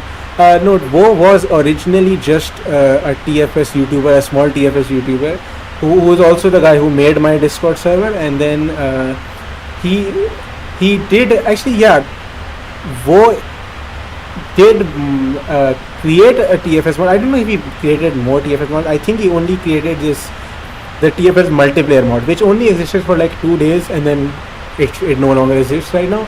But yes, he created that multiplayer mod in Turbo Flight Simulator. There's been the TFS community has always asked for multiplayer, but the creator said, yeah, 2 days.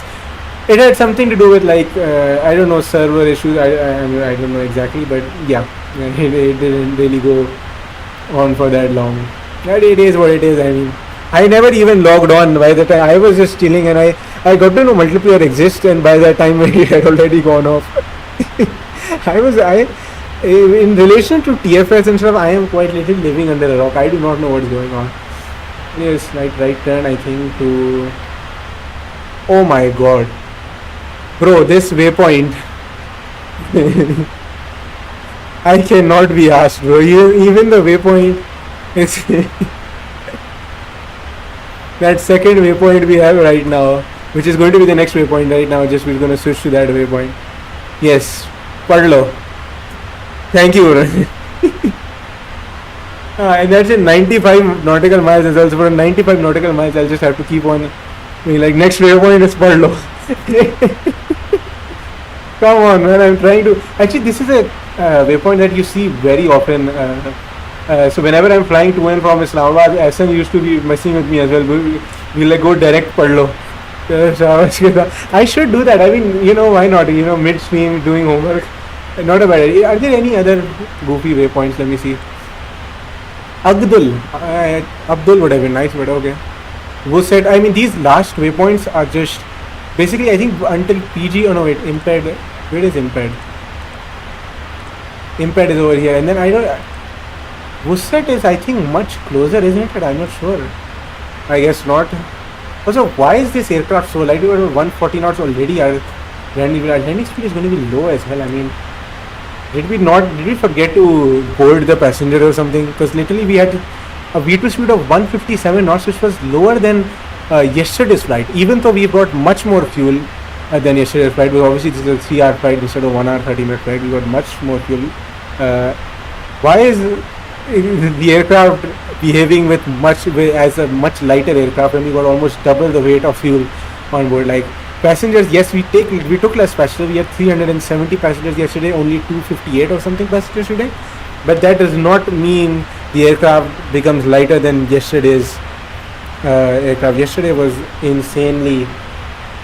Yesterday was, well, it was pretty light, but this cannot possibly be lighter. I don't know if. How do I check payload? I know obviously you can check fuel, but I don't know. Maybe it's a different aircraft. PIA just happened to have like extra thing that just made the aircraft heavier or something.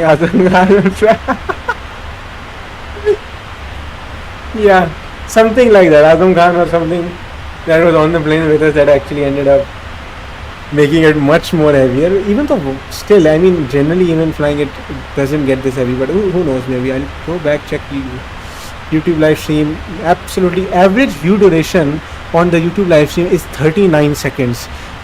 Just for comparison, yesterday's average view duration was 6 minutes. We've gone from people's average viewer duration being 6 minutes down to just 39 seconds. That is, we fell off in one day. Literally one day, and we fell off. But it's alright. We're nearing 2 hours already, and did I just like bring my lunch and eat lunch while on the stream? Like I had thought maybe I'll actually just go AFK. I'll add that thing like yesterday, add some text and make it like look a little bit better than just random text saying that I'm AFK. I'll be there when like that purple bar at the top is like 3/4 of the way there. But even if I do, I mean, God, this is a waste of time if you think about it. Normally if I'm doing these long flights, obviously like when I've reached cruise, I'm not just sitting on a chair watching the PC. Obviously on VATSIM, because you still need to be like online. Either you disconnect from VATSIM when you're on cruise in long haul flights, or you can at least like do something else. So like I'll still be sitting here, but I'll probably do many other things. I'm not going to be sitting here for 2 hours just looking at waypoint Parlo and going like, oh yeah, that's something I need to do. But then again, I mean, I guess that's what we're doing now. Once we do land, I mean, technically it's 12:30 right now, local time at my end, and it's been, I don't know how long it's been. Actually, why don't we check VATSPy to show how long? Actually, Volanta has literally got an ETA on top. It says 9:08 Zulu, and currently our time is 7:25 Zulu. So if you're talking 12:25, 7:28, 8:25, 9:25, an hour 30 minutes basically. If you take into account that this basically goes based on the amount of the speed we have, so we will slow down later on. So if you still say like we reach 9:30 Zulu, which is what in the 1:30, 2:30 around those time. Obviously, I probably will have lunch while I'm streaming, but yeah, we got like a lot of time. Still got like 2 hours until stream ends. We'll land before that, but we'll land before 2 hours, but we'll still be streaming at least the next 2 hours. And it's 1 hour 56 minutes. We'll have a 4-hour stream somewhat around those lines. I expected to reach 4 hour 30 minutes. How much did you stream in like last 30 days? This is the second. Yesterday was like the first stream. Yeah, I have not streamed more than that. Yesterday was the first stream. Today is the second stream, and yeah, hopefully I can stream more often though. Thing is, originally during summer vacation I was doing those test streams and all that, and I was hoping that I can add in. How long was yesterday? Yesterday was 3 hours and 10 minutes, so just a bit over 3 hours. The full stream was just over 3 hours. I think 3 hours 15 or something. And today we're gonna be over 4 hours, I'm pretty sure. So yeah, 5 hour total. Yeah, a bit more than that. So for at the moment we've hit 5 hours, but by the end probably we'll pass 7 hours. Anyways, it's really getting the 3 hours. 3 viewers. 8.3 hours. Yeah, it's getting those hours or something is not a problem, because if I'm correct, I don't know if it's 30 days or 7 days, it's still okay. thing is getting viewers. And right now the thing is, on Twitch I don't have a base at all. Like on YouTube, if I do a TFS stream, I can at least get more viewers than I would get on a VATSIM flight. But I don't really know. I mean, on Twitch I just have quite literally just got 86 followers, so you can imagine that it's not, no matter what I upload, it's not going to get a lot of viewers regardless. So yeah, that is kind of, so getting those go to TFS. Yeah, that's the thing. TFS on Twitch, the thing is my viewer base is on YouTube anyways, right? So that kind of won't work. It will work on YouTube because 20,000 subscribers will do that, but over here I don't really just have that base in the first place. So I could do any stream on Twitch, 86 followers, no matter. And I've marketed this before. I've done TFS Real Flight Simulator. I used to stream before. It will work if I'm in chat. Fair enough. The other thing with streaming from, actually the thing with another problem with streaming from TFS, which is on phone, on mobile phone, there is no such thing like OPIS or like a streaming software that can do the things that I'm doing right now, like multi-streaming. So over there, a YouTube stream can only be a YouTube stream, and a Twitch stream can only be a Twitch stream. So I can't do streams like right now where I'm streaming on 2 platforms at the same time. So I could do like a stream on YouTube and then a stream on Twitch. So like when I used to stream a long time ago, it used to be like a stream on Saturday used to be a stream on YouTube, and then a stream on Sunday used to be a stream on Twitch. BlueStacks I cannot use because BlueStacks works, but the thing is it just makes it super crap. Like playing my Turbo Flight Simulator on, because you can't really have like if I could actually use the yoke that I have for Microsoft Flight Simulator and integrate it and make it work with Turbo Flight Simulator, I would be playing on BlueStacks 24/7. I would actually be enjoying it as well. Really, that would be amazing. But the thing is, you really have to play it with the phone. And on BlueStacks, I don't know if controllers work, but it's, I think keyboard mouse is what I think Infinity does. When Infinity streams, he streams using BlueStacks, and I think he has to use those mouse stuff as well. And come on, man, I think it's pretty reasonable. Imagine using your mouse to go up, down, right, left. It's super difficult. So yeah, no, I'm not really in favor of doing it on BlueStacks. So yeah, use mouse. The thing is, you can use mouse for things like looking around and stuff, but like imagine flying the plane. You need to, it's not better than phone. I mean, on phone it's like tilt, right? So like I can tilt right, left. That's still reasonable. I'm used to it.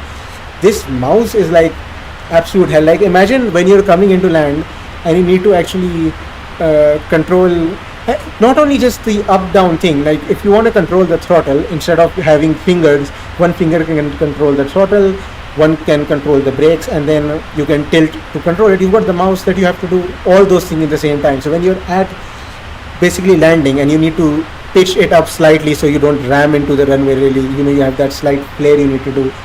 You need to bring the throttle back, you need to pitch up, and you need to press the brakes all at the same time, and you also need to press the reverse thrust also. Yes, be right back. All right, I guess I'll start yapping about something else. I guess we've crossed 2 hours. I'll go back to YouTube stream, see if somebody's online on YouTube. Nobody is online on YouTube. Maybe I'll do like 3 platforms at the same time. I can do 3 platforms at the same time if it's Discord. I can do 3 platforms if it's like some streaming platform like Kick or otherwise, but I don't stream on those platforms. The only platform I am on are YouTube and Instagram. The other platform like Instagram and etc. I can't really stream VATSIM on them, but on Discord I could, I guess, but I guess it doesn't make sense. I guess yes, I could get a lot of people on Discord, but I think it's also something related to lagging. I don't know, because I can manage Twitch streams, YouTube streams, all these streams perfectly, but for some reason I remember when I used to stream Discord to my friends. I don't know if Paradox is still here, but to Paradox and other people on Discord, it used to actually have this problem where I would start lagging, and it is confusing because I can use OPS and I've got so much things like the overlay at the top. I've got all this stuff at the bottom, the VATSIM logo and the stream starting sequence. I can play videos like I was doing back when I was watching the television over here, using random videos to do it, and I can stream multi-stream. I'm not using a software like Restream or something. I'm actually okay, you're back. I was just explaining to the non-existent 0 viewers why I should probably not stream on Discord. Yeah, I'm just Thing is, I'm honestly really confused with how much, I don't know, bandwidth or what Discord uses, because look, right now, just to explain how much my PC is running. My PC is running Opera GX, which is obviously to get YouTube, all that stuff.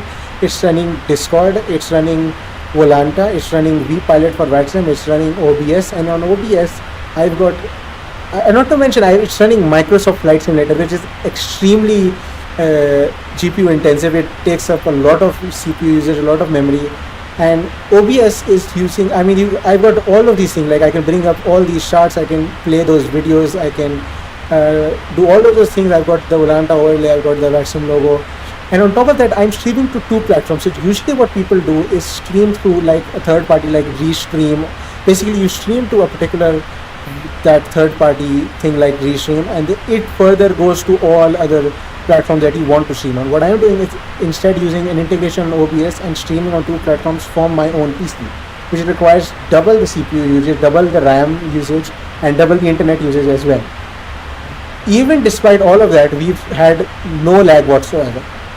The problem is, if I don't do any of this, no OBS, no VATSIM connection, no Volanta, no Opera, nothing of that, and just only do Discord, somehow it still lags. So I don't understand what thing Discord has that somehow it's more powerful than all of these things that I've just mentioned, that if I turned off all these things and only do Discord, it's just going to start lagging, and sometimes even the sim literally crashes.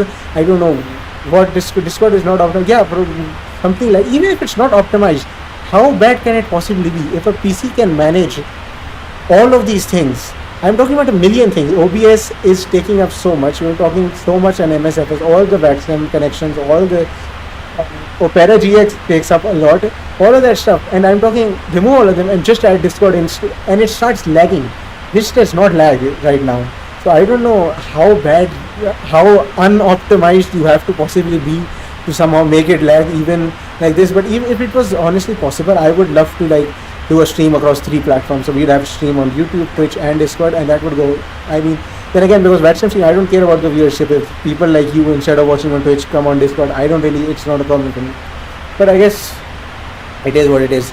And even on Discord, things like stream being distorted a bit and all that stuff happens all the time. So yeah, I guess Discord streams, maybe I can do Discord stream like separate sometime, maybe like a Q&A type of stuff.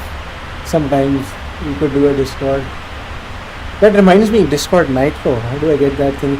Though this Mizan bank is absolutely cooking me. For those who might, I don't know if anybody is watching, but if somebody is watching and wondering what I'm talking about, I've got a bank account that I need to be made. And I'm talking to Paradox, who's my friend in Twitch chat, and this guy, these Mizan bank guys, though, I got all that application, all that stuff done in August. I submitted everything, all the biometric, all the things we needed to do in August, and they specifically said it will be done by tomorrow. Tomorrow morning. You'll get the message by tomorrow morning. In August. It is 18th September today, and I have no idea what's going on. And the problem is, they also said that you'll get a message, and now because my phone is spliced into 2, even if I go there and if they supposedly ask like, oh, did you get the message, and I'm like, well, how do I kind of explain this, but I don't have a phone. I might just switch the SIM to some alternate my mom's old phone or something like that. But like seriously, I need to get the account made, because by next Wednesday, the thing is, I only get Wednesdays. I can't go every day because the absolutely amazing bank is only open 9 to 5 on Mondays to Fridays. So I am in university basically 6:30 all the way to 6 or 5:30 in the evening. There's no possible way I can even go to the bank, and on weekend they're also closed. So the only time I can actually go there is on Wednesdays, where I've got a off day on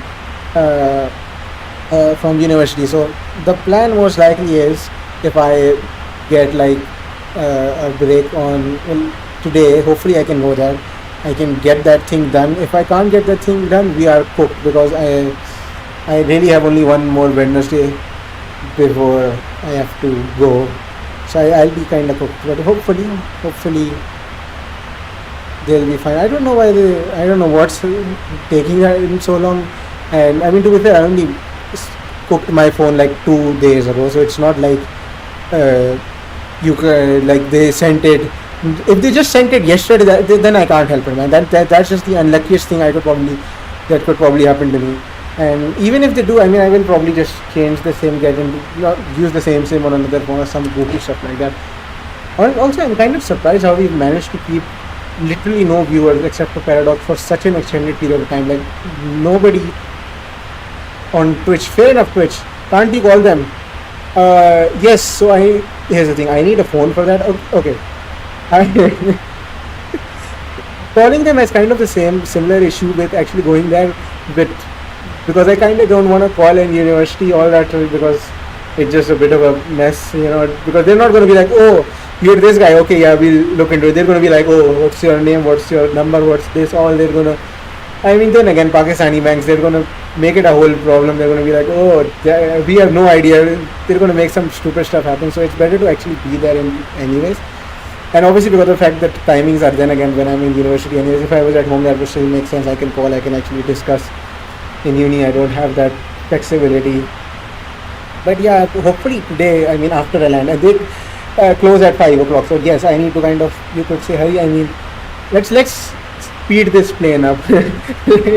It's already so close to overspeeding, but actually, you know what, why not? Actually no. VATSIM stream, we're trying to be realistic. Let's not do that. Let's not be goofy. Let's not do those things. Can't we do like some random things? I've done my after take of pictures, so when I haven't, there's literally nothing. You could turn no smoking off and then go back. Yeah, no. Imagine they close early. Yeah, no, don't worry. They're not that bad. They'll just close early. Especially most Pakistanis usually go during the evening anyways.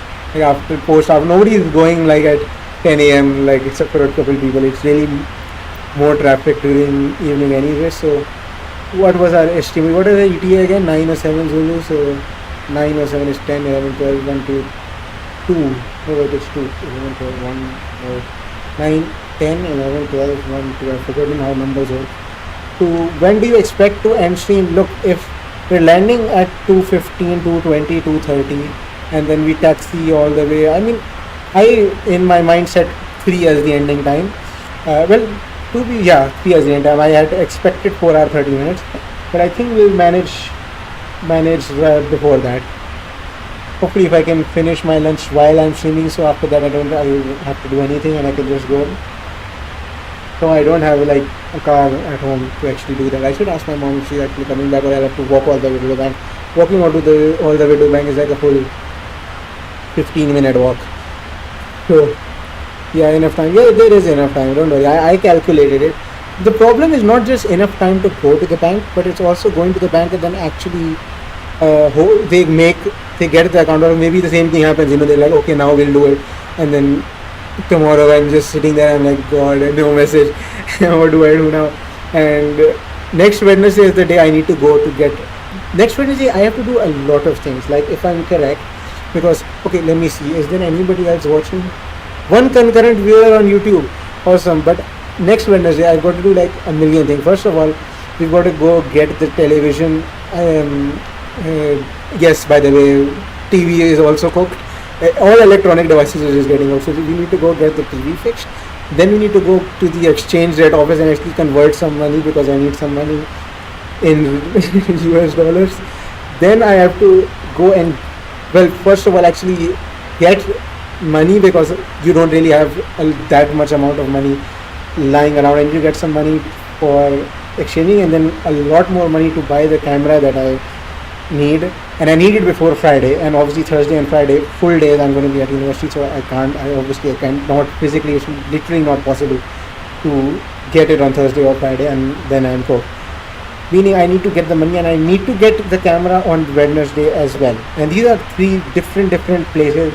Now add into the fact that the bank account just doesn't exist, because bank account first needs to be created, and then I need to connect my YouTube AdSense to the bank account, and then they need to pay out. They need to pay out as well. They usually pay out between 21st to 26th. Now if the bank account is being made on 27th, do I kill myself? That's a problem as well. So very compact schedule right now. I don't know, and it's all in one Wednesday. all of that stuff in Wednesday. All because Mizan Bank couldn't just get this. If they got their account done and I had the money and everything done, then things like TV and exchange rate, these are nothing. These are just things that take time here. Wait, we can. Oh, wait, you can swear in Twitch?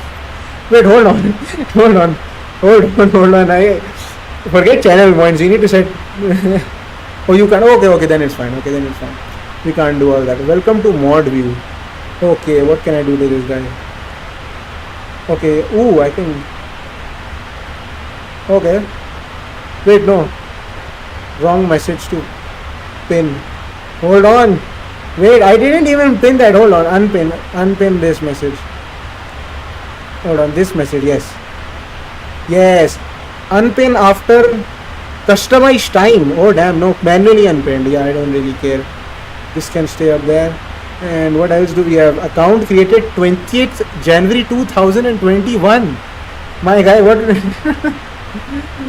Following since 3rd November 2022. God damn, bro, was warn paradox. Okay, let's see. Timeout, ban, warn paradox. Let's see. Yo, send warning. How do you see that warning, by the way? Like, I just want to see like how it looks from your end. Like 17 mod actions. Acknowledge this morning. Okay. Will the quiz be held? Oh, shut up. What is with my warned? And I like how this minute and next is 2 years ago. Chatter account verification settings. No account verification required for chatter. Okay. Like all the other moderation actions are like 2 years ago. Lol. ISS. Okay. Oh damn! I clicked the wrong button. Oh, we had Crack-Up Air. I don't know how to call that guy's name, but he said meow in YouTube chat, and then now we have zero YouTube streamers. I would assume it has been some time since he was here. Average view duration has reached 35 views. God damn, we are dead. Absolutely dead. Like our average viewership might just be below 1. It might be 0.5 or something. But it is what it is. You just hate what it is. What can I do about it? So what's with the ICP quiz held in extra class? Hopefully not. Anyways, what else do I have? Broadcaster and viewers. Okay, so oh damn, I can actually, bro. Remember when we were discussing about how you couldn't see who the extra viewers were? Let me see. I think I can actually see that. So we got some active viewers and chatters. Okay, we can only see some. Why can't we see all of it? Because there are 3 people viewing. And I guess that's all I can see. Edit stream info. No, I think we're good. And what else is in this? YouTube, I got any better numbers? Nope. Anyways, for the people, okay, now we're back to 2 viewers. Okay, no man, I think we can see who chatted. Nobody chatted. I was just actually seeing if we can see if I saw names of people who chatted. Oh, okay, then I don't see anybody here, so I don't know. We can change chat modes. Emotes only chat. Hell no. Followers only. Slow mode. I should have turned followers only. Maybe that guy who was marketing the bet, I think, might actually block terms. There's 9 block terms. What are block terms? Oh my god! Oh no! Bro, I've actually blocked the. Actually, I'm not gonna say it, but I'm gonna. Wait, can I type it?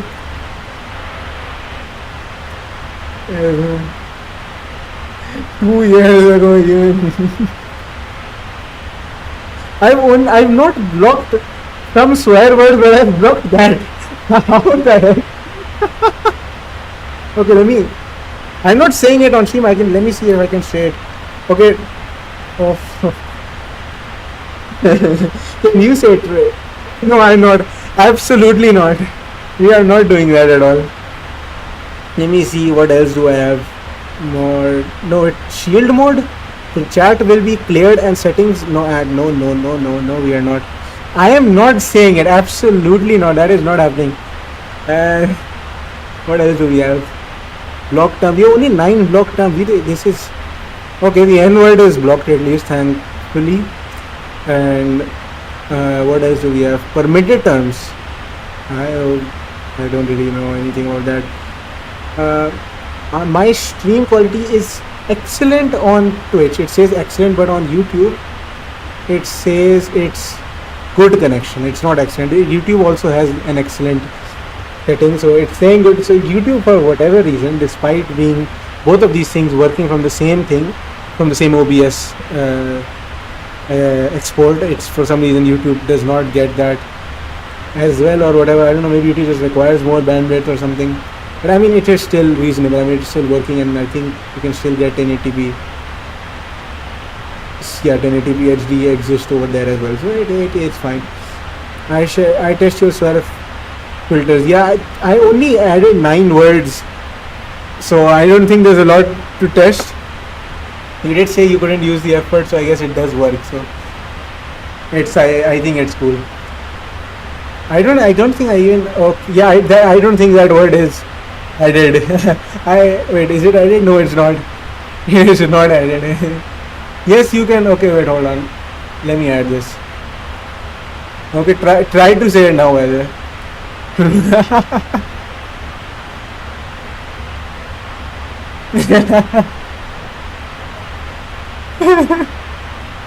Hold on, this is a great screenshot.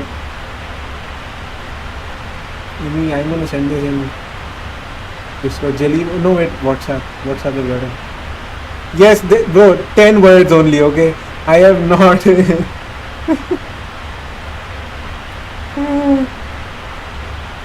Okay, did we still have 2 viewers? By the way, is 2 viewers like part of like, I am obviously watching from my stream mod view, so does it count as a viewer in itself? Because when I'm checking from stream dashboard on YouTube, it says 0 viewers because I can see my own stream there, but it's obviously part of the whole dashboard thing. In Twitch though, it seems, yes brother, you can, I mean honestly cool, I guess I can find words to add right now.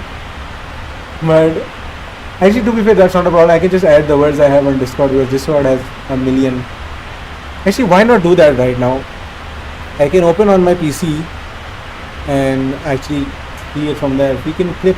What does clipping do? Does it like clip like the past 30 seconds of the stream and then make it into a video or something like that? I think that's how it works or something. I'm not sure though. Might be. How do I go to... Do I have to manually... Yo, Ender is actually here. No way. We finally got Ender to join on Twitch as well. Everybody left YouTube. Everybody came to Twitch. Welcome to the stream, man. We got 3 viewers now, so that's the 3rd viewer, I guess. Ender is here. I like how he came in just when you were testing the... Oh my god, even the pinned chart. Okay, I should need to unpin that. Which is just completely opposite to what YouTube is. Delete this. I can delete the message too. Okay, no, I can't be asked. Ender, sorry for the servers. Yeah, this guy was just testing what we can send, what we can't, because I have not spent that much time on actually setting up auto mod and all that stuff on Twitch. So unfortunately, you can swear more often than I think you can on YouTube. I don't know on YouTube. I don't know if I've had a lot of. I have done some stuff, but I don't know if I spend that much time. It's really Discord where auto mod really works at best. In Twitch and YouTube, I'm really focused more on the stream, not on the chat as that much, because people don't really chat that often. But Ender Aviation followed you. The guy, VATI guy followed me. Asan followed me yesterday. Since 2 days we've gotten 3 more followers. So we went from 85 to 87, was it? I think 88. I'm not sure. I just, where do you see this again? Moderating for V1 Feeds. Go back to V1 Feeds channel. Yes. We go back here. Best time to get peak viewers. Further in cruise, of course. When we have literally nothing to do. I mean, the purple bar is, we're going forward. It is what it is. Let me see. How many viewers did we reach? Channel. Channel. Go. I click channel. Come on. Am I on that? Is this what channel is? Okay, no, I should click here. Yes, 88 followers. Fair enough. We went from 85 to 80. Watch now with 3 viewers. Yeah, don't worry. I'm good. What else? These are... Okay, so you did... I think there was a clip you made yesterday. But... Okay, so what can we see in the about? There's a lot of things we can... like edit and stuff. All these panels, all that stuff. And then... It's honestly kind of difficult to keep track of all these things when you got like the merge. How many platforms do I have? I think it got like there's the merge store, there's There's Discord, there's YouTube, there's Twitch, there's Instagram, there's Twitter or X, there's TikTok, and I guess TikTok is basically, if I make an Insta reel, it's also going on TikTok, so which I should make more often, I guess. And what else do we have? I've forgotten my damn platforms. It's not even. Okay, I don't know how many platforms I'm on. It is what it is. Wait, Twitch, we got one viewer on YouTube. That's amazing. And Twitch somehow still at 3, is it? Where did it go? But I've reached manage stream. Yeah, let's go to stream manager over here. This is much better. 4 viewers. Oh damn. Put text on screen saying it like a goal. Honestly, why not? Let's do that. Thing is, actually, okay. First of all, no, I'm not saying anything at 10 viewers. Okay, you know what? Actually, hold on. Things like adding those things like goals and stuff. Twitch has these add-ons like third-party extensions you can add that are really cool. So adding random text would just not be that nice. However, honestly, I'll just promise you only, if we do manage to hit 10 viewers in this stream, I'll say it, okay? And I'm not adding any goal or something. I'm not adding anything. I'm just telling you and whoever is watching, if we reach 10 viewers, I'll do it, okay? That's it. I'm not. Now, do with that information what you want. I'm not putting it anywhere on the screen. I'm just saying, oh god, this guy is going to get like the whole planet. Bro is going to be sending this stream link in the Nixer TA group. So, we're going to be like, guys, join this for like 1 minute, I need it. Bro's going on a marketing campaign. No, absolutely not. Absolutely not. No. We are, oh god, I knew this was, I'm hoping, okay, honestly it would be really cool if we got to 9 viewers and then it was 8. God. If SN was here, that would be much better because SN actually has that sound pack installed. He'd managed to do it much better, but oh well. It is what it is. Live viewers, followers, -1 from last time. Who unfollowed? Okay, no, wait, it's less than how much followers we got last time. We got 1 follower from last time. To be fair, we got 2 followers this time. Okay, it's not updated yet. It only goes to 11:57 a.m. And right now it is 12:55 p.m. already. But okay, can I on the streamer dashboard introducing stories onto its partners and affiliates who have at least one stream? Okay, yeah, but don't. So can I see like current viewers over here? I don't think in YouTube in the stream you can see stream preview. You can see the chat. You can see collaboration. You can add favorites. You can see the bitrate. You can see followers. Oh, right, it's up here. You can see the 3 viewers and you can see the session. Paradox, my species. Oh my god, PS26. Yeah, bring that plane. Yeah, why not actually? We already at 2.5 hours and we not even done half the flight, man. To be fair, most of the time was pure what? Yes, call heaven, man.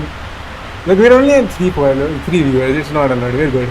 I'm not worried about it. He's not going to hit. He's not going to reach 10 viewers. 10 is too much for bro. Hopefully. How's VATSIM is doing a great job. And what else do we got? We got YouTube as well. YouTube, of course. I keep forgetting I have a YouTube channel. But still, why don't we kind of like, could we like hurry up a bit by increasing? We could go direct tabdo as well. But it's kind of, they're all in the same. Yeah, direct tabdo. We are kind of basically going direct tabdo, so I guess. If needed, I will use my, but that, oh my god. Oh my god. Hopefully you don't need, hopefully, nah man. 3 viewers, we're still at 3 viewers. I'm okay with it. I think maybe you can get to like 5, 6, 7, 8. Okay, god. This bro, you never know with this guy. Who knows what can happen. Let's see what else I can do. Stream manager, what is this? Clip that. No, I don't need to clip this. Hype train alerts. Average gift / bits revenue increases by 11%. Okay. Celebrations, creator goals. Easy to use. Fully customizable. Okay. Streamer favorites. Yeah, so there are things like a live preview of your gifting goal and stuff like that. And I don't have that, of course, because I can't be asked. Thing is, honestly, because these are things that are also Twitch only, so it's like if I do add them, then they're like super, like they're for Twitch, and then YouTube you guys don't get to see it. So yeah, I don't know which streams, because I'm streaming VATSIM, which first of all is not what my viewer base watches, so it can never get a lot of views. What I do, I can stream a server of Flight Simulator, which my viewer base watches, but the stream won't be as nice because I'm doing it on phone, and on mobile it's basically just taking the screen and uploading it onto, basically showing you what's happening on the screen, which isn't that much. Over here right now, my screen is showing a different thing than what it is to you guys, because OBS is helpful in there. I'm just seeing the Microsoft Flight Simulator screen, but you guys can see that overlay at the top, which tells you how much of the flight is done, all that information. You can see that VATSIM logo.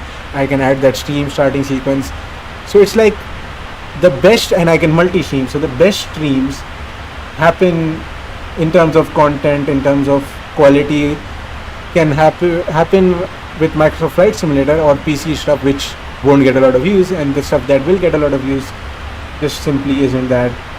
I mean, I can't even connect, this mic can't be connected with my mobile phone either. So I mean, I guess if I use some sort of an adapter or something, maybe I could try to do that, but you know, more or less you can understand why it's slightly, if not very difficult to do a TFS stream, because especially when you've done a stream this nice, then you don't want to go back and do that goofy stream where you just, I mean, I can't really even talk. I mean, my mic is cooked in on my mobile, so it's just everything's a mess on my mobile. So yeah, I think the better, I don't know what the better idea is. I think I'm just going to be doing stream only when it comes to VATSIM, and maybe I can edit the stream. I don't think I recorded this thing, did I? Yeah, I didn't, not this stream, but if I can record this stream and stuff like that, then add something like what do you say, a stream highlights, a 10-minute stream highlights you could upload as well. But then again, that's just thinking what I could do. Anyways, how many wait, I went to this alerts and I should go back to stream manager.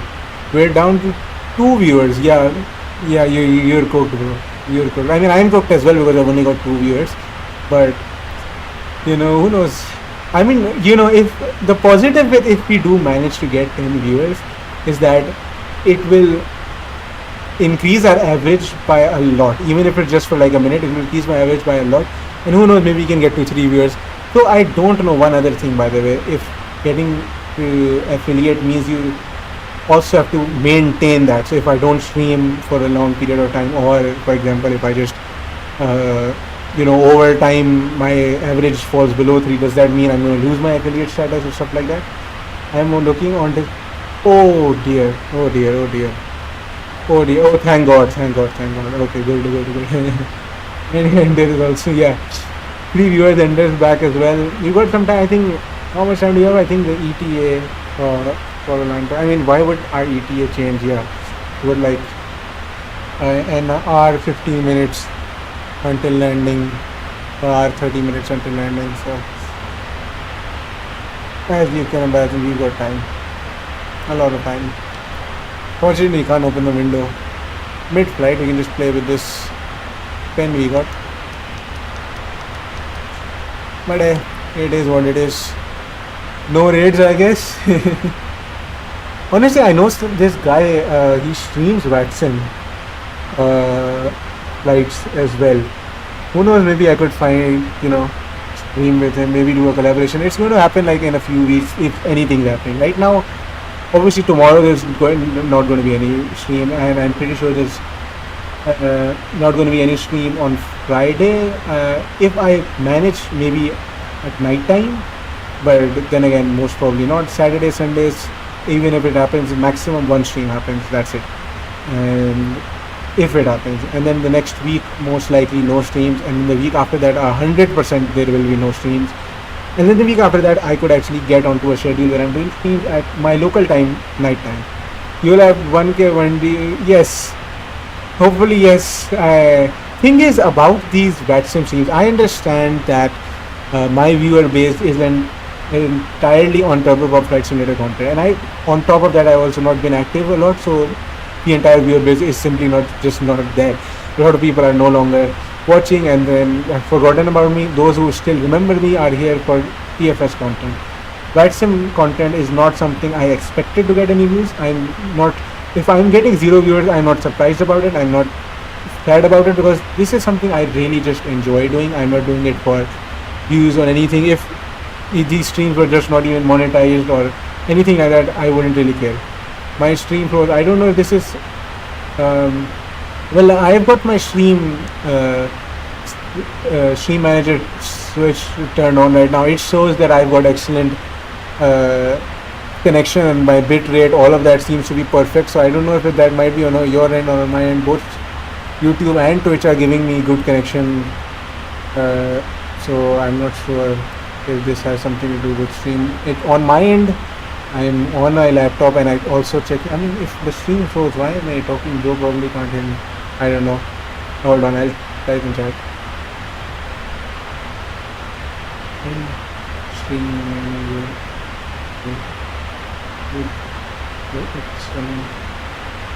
Okay, that's. I'll just type that into chat. Hopefully that gets fixed. Maybe if it's on your end, maybe it's on mine. I don't know where Paradox. I'm assuming Paradox is gone to kinds of people. We are so far nobody's really just joined when you think about it. Like Ender is the third viewer. No fourth, fifth guy. Let me see on Discord if this guy has done something. Main channel is. Oh my god, this guy. Oh, he is absolutely cooking. Oh my. I like how nobody's online. It is 1 p.m. local time on a Wednesday or on a weekday. So I like how literally nobody's online. Even XPS internet doesn't work. We actually got 4 viewers. This guy might actually manage, but I don't think we can reach 10 viewers as Paradox wants to do. It would be pretty difficult to do 10 viewers. But then again, if it does, then I'm cooked. I will be really good, but oh well, it is what it is. Oh well.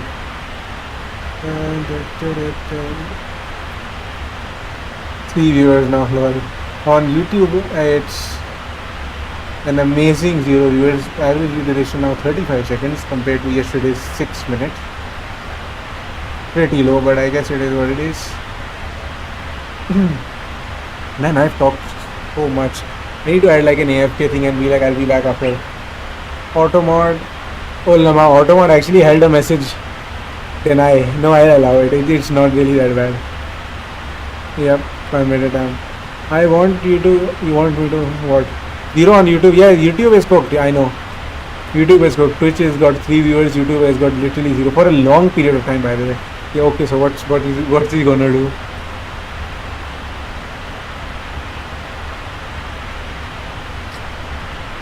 I'm not saying it before 10 viewers. Alright.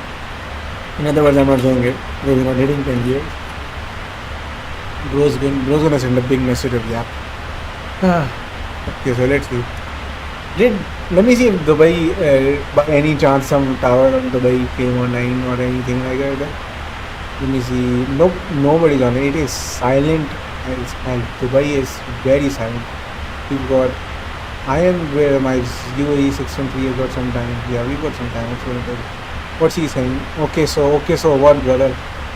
Streamer will say when we hit. Oh my god. Oh my god. Okay, fine. Alright. Let's see if it works. Alright. I don't think it will. We've got 4 viewers. I genuinely don't think you're gonna manage it. 3 viewers now. I mean, one thing, by the way, I don't know how you manage this. We have gone from an average of 2 to actually 3 to 4. Now I go to my 2. Okay, that works as well, I guess. Wait, 2D game. Oh, you did nothing. I mean, at least in main channel, I can see you doing some things, hopefully. And I'm glad the raid channels were dead. But really, there's nothing happening. Honestly, probably to have lunch, I should also. Oh my god, I need to cook lunch. I just remembered I need to cook the entire thing. I can't just. Oh no, hold on. I actually need to go AFK. I didn't realize that. I had originally planned to actually. Yeah, hold on. I need to add that text or stuff. Hold on.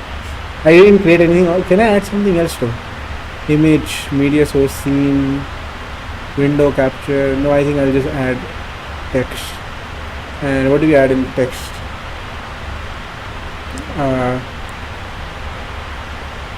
AFK for L during cruise.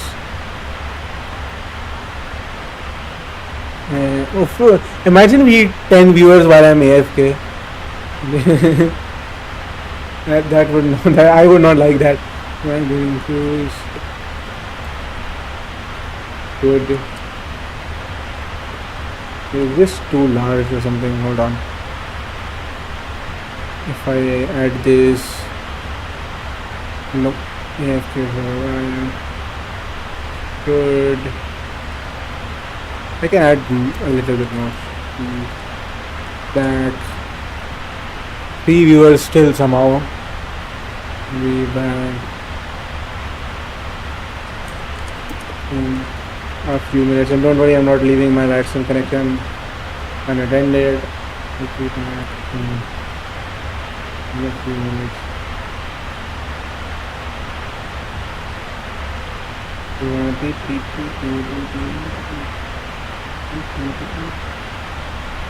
You know, if we set this, I think, is this? Nah. We can change the font as well. We got 4 viewers now somehow.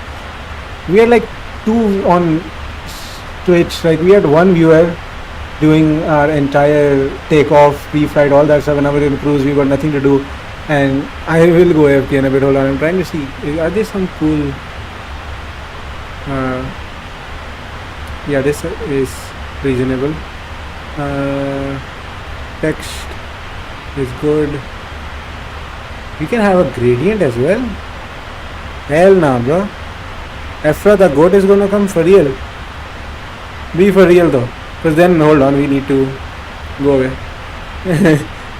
When's Afra coming, man?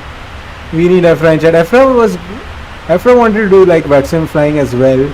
But hold on. You can on Twitch or YouTube. It is what it is. No, I'm not gonna. You're not gonna make me say that on. How many viewers on YouTube? By the 0. No. Okay, I guess it's Twitch supremacy. I guess. API should be back in a few minutes. Alignment is center. Do we need an outline? Outline size. We can select color. Select this to be completely black. And increase this. Is this? This looks kinda weird, but it is what it is. And you can add some background opacity. Let's see, does that one is what else can I do? Let's select color. Select color, bro, select color. Why does it not work? Okay. Oh, that's why it doesn't work. Oh. Yeah, this is not. Yeah, never mind. We're just gonna ignore that. And okay, is Afra actually coming by the 4 viewers right now? And put this in the center, I think. 5. How is this not in the center? Okay, this is this in the center now? I think somewhere. Oh yeah, this is pretty much in the center. I'll lock this in, and the font is giving me a. Yeah, I think that might be kind of flight channel vibes. Yeah, I'm waiting for Afra to actually show up. Hopefully, for some time if he's here, and later on we can actually go into the aviation, the gold. And to see, I mean, it's going to be a bit difficult to reach 10 viewers, man. With 3 viewers, give under VIP ASAP. I've not set all those things yet already. I need to still work on roles and stuff. I haven't made any of those roles functional and active yet. What else can I add? I can add more text saying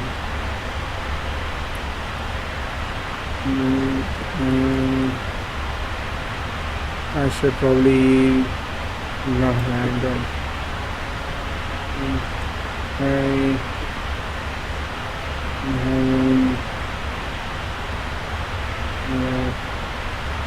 my vaccine. I'm just typing random so I'm not talking, but hold on.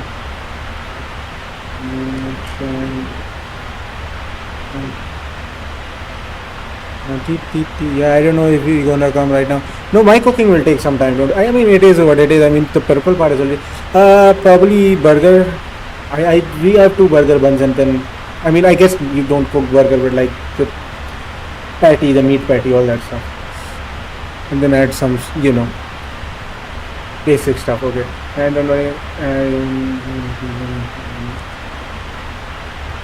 okay. And this needs to be properties, select font,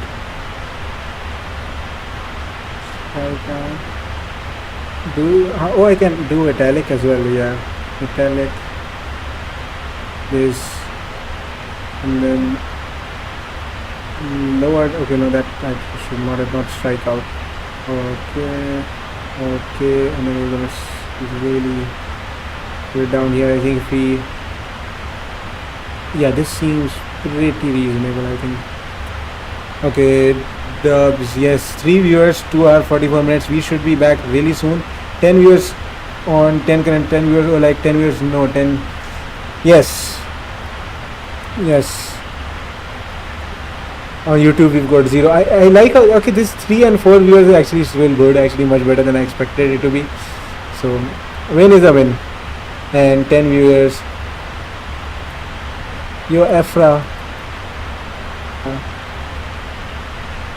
Does bro not have school? Oh right, he does not have school, of course. Forgot. Me going. Okay, never mind. Now it is what it is. I can mute my mic as well. That's really cool. And let's see, is there any aircraft around? Nothing. It is silent as hell. There has been no activity at all. There is activity up in Europe and stuff, but over here I have not seen it being so dead in a very long time. So when we're still over Pakistan, by the way, we're really close to flying out into the sea, and then we're going direct waypoint tap though. But okay, so if anybody is watching, the 3 viewers who are watching, I assume that's just, I don't know if it counts me as one in Paradox and Ender, but I'm going to go AFK for a while. I'm going to go eat lunch, and I'm going to be back before the descent. We're going to be there, and I'm going to have to add the arrival star, and I'm going to do that once I'm back from my little lunch. I have to cook, and it shouldn't take me too long though, so I'll see you guys in a bit.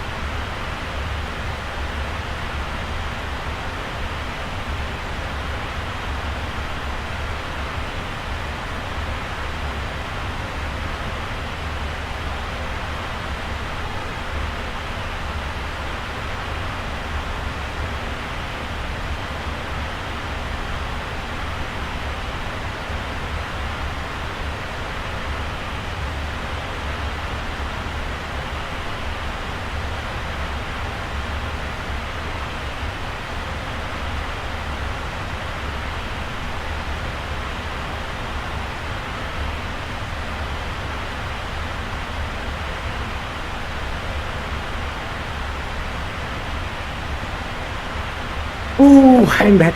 I think I am. Yeah. Are you guys still here? I got 2 viewers on Twitch now. I was AFK for a while. What's my Twitch chat and live stream chat? Is YouTube anywhere? YouTube is 0 concurrent viewers. Okay, that's great. So I only have to check my Twitch. Oh, is back or not? I am still cooking. He's dumb bro. Watching your brain cells. Ender is here. Is Paradox here, by the way? I have not. I've just cooked my food. I've not ate actually, but damn.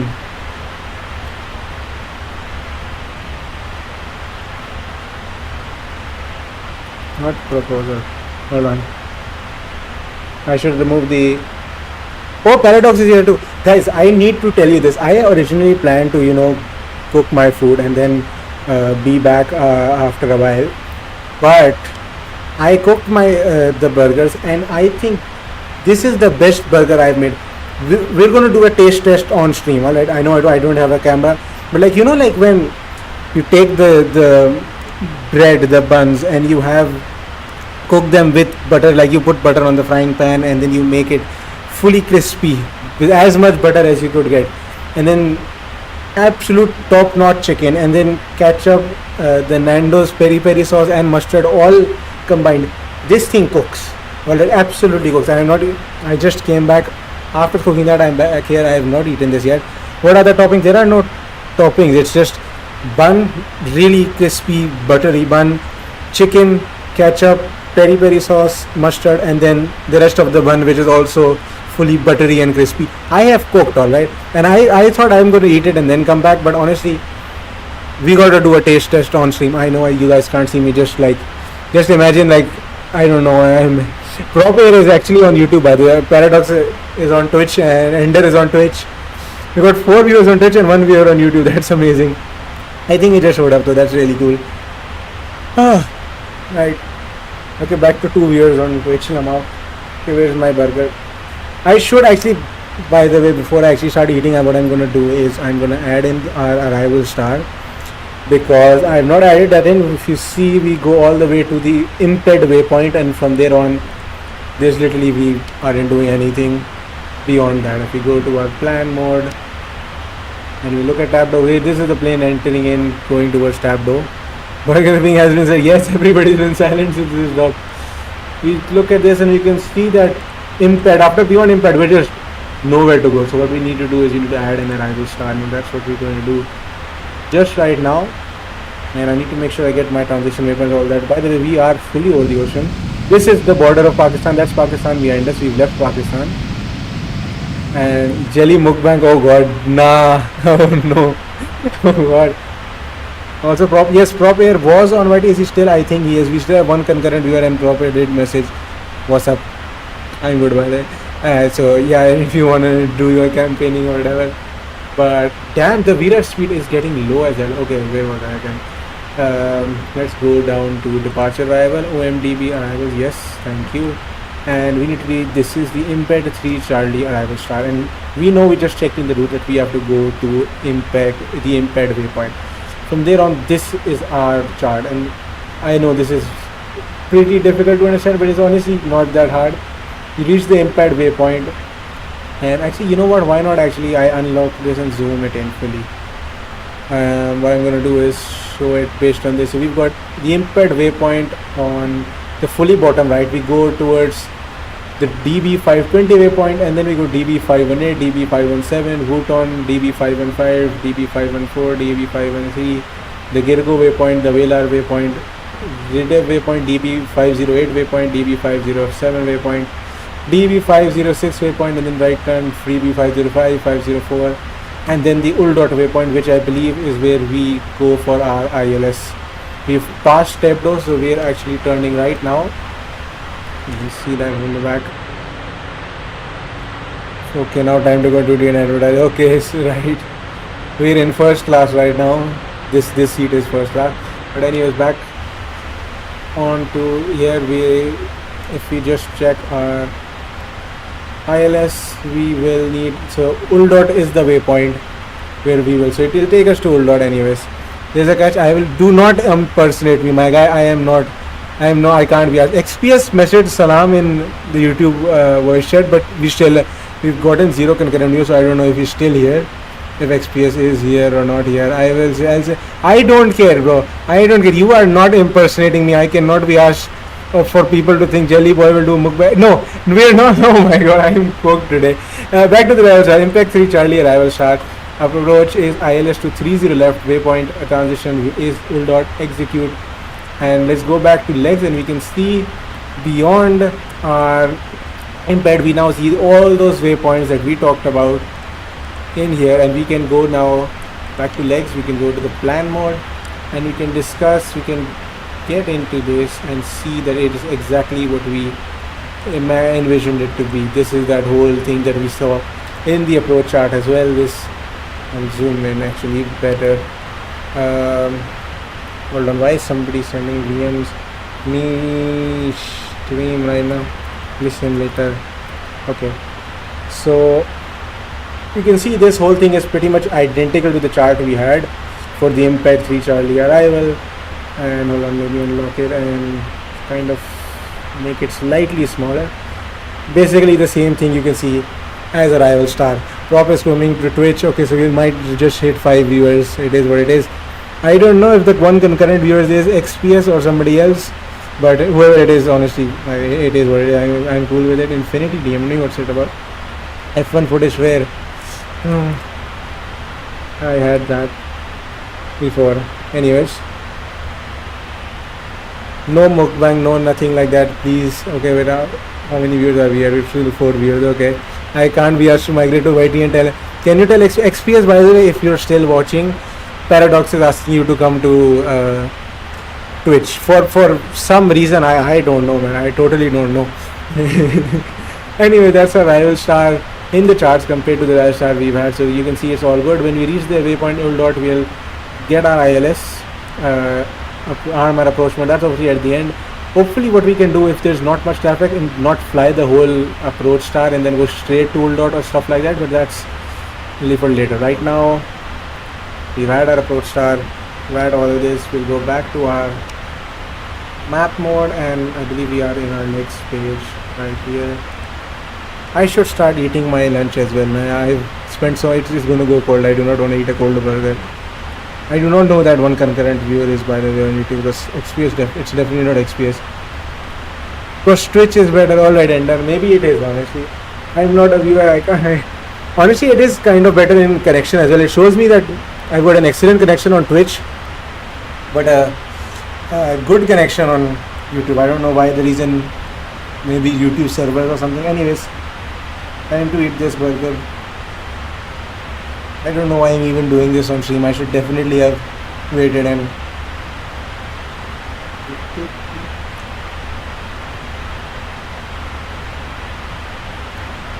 oh, it cooks.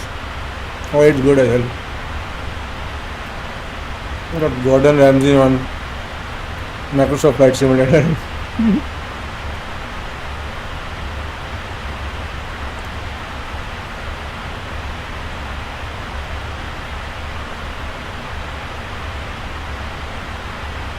You know, if I had a camera in this situation, it would be really well. No, Mao. Alright. Works for me, that's okay.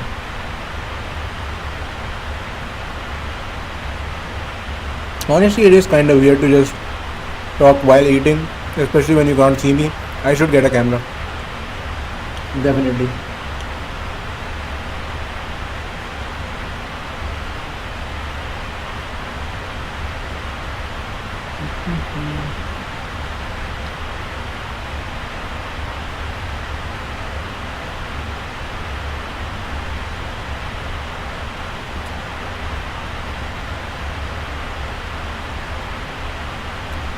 Once I get done with eating, then I can probably go back to my yapping. Right now, gotta be face reveal. Honestly, I think my face reveal is somewhere. I don't know. I did my voice reveal. Technically, I did my voice reveal on YouTube 4 years ago, and face reveal honestly wouldn't be that big of a thing, anyways. But I'll see maybe sometime one day.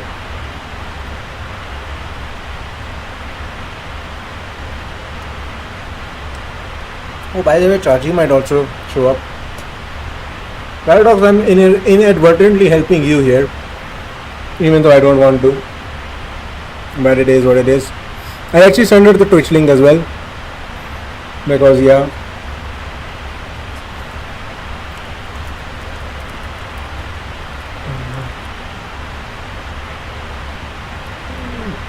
I sent her the Twitch link. Alright, that's better. Face reveal on 50 live viewers. Okay, yeah, sure. If we reach 50 live viewers, I'll do the face reveal right now. To be fair, it doesn't really matter because I will at some point do the face reveal anyways. Once I get the camera, all that stuff is set, then it's happening anyways. That's not something to worry about. But then again, yeah. If we do, to be fair, can it really depend on the live viewers? Because even if we do reach 50 live viewers, yes, even if we do reach 50 live viewers, it would still require a camera, which I don't have. And once I do get the camera, I am doing the face reveal anyways, which I still am pretty sure my face is out there somewhere. Alright, it has to be, because even the same thing with the voice reveal. Say, where is Dan? Oh, new viewer, right? Look, even my voice reveal was still to an extent one and only. No, that is not proper. I did. Oh my god, brother. No, okay. No, it's not proper. By the way, for those who are new, I mean, I like how we got more people, but viewership still remains at 4 viewers. And what's our studio? YouTube is still at 0. That's amazing. Yeah, you guys keep guessing. Anyways, I just need to get the main this heading back up to 255 and set this forward. By the way, oh god, that cluster of waypoints at the end is a mess. We are going to be, honestly, you guys keep discussing. I'm going to continue eating my food. You guys continue that.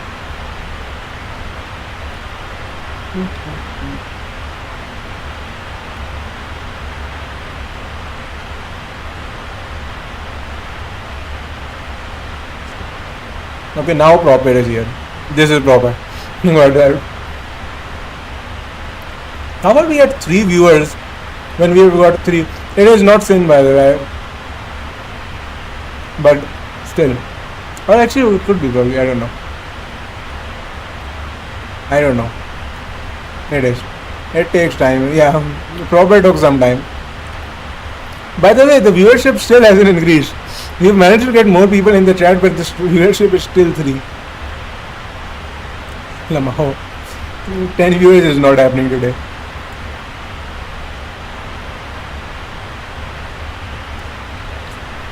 Yep. That's just how it works.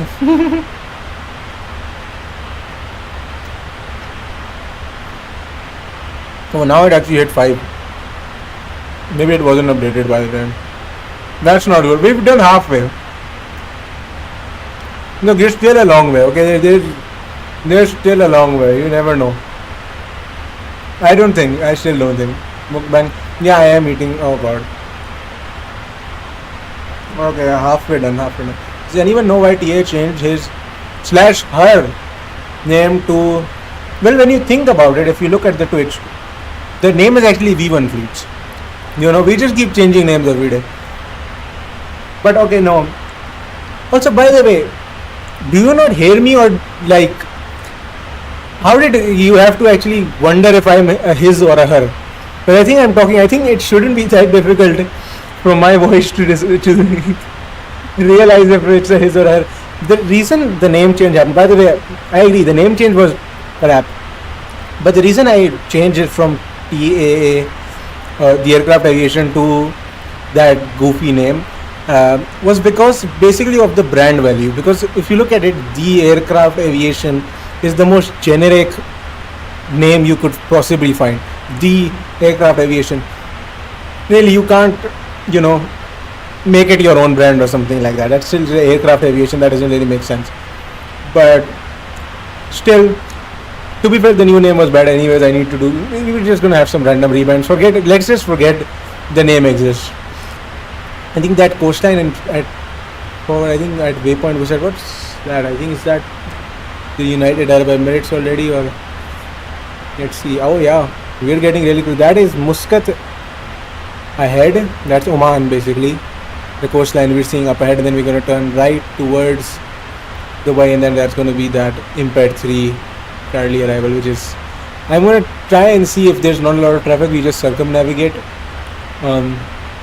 that, but I should still continue eating my food. Viewership has been 5 for quite some time, by the way. I am 9. Okay, me sound like a 30-year-old or something, but okay, actually, you know what, it is what it is. It is what it is.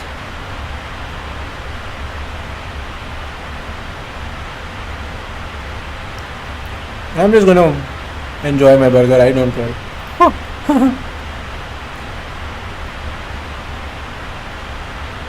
I hope bro's not on the Discord server.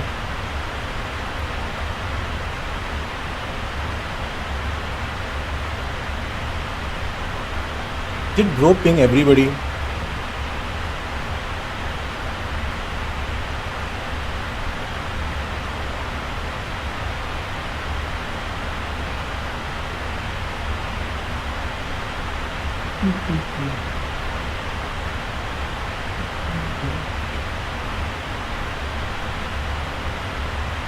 No, I'm halfway there, as in, oh, the viewership, yeah.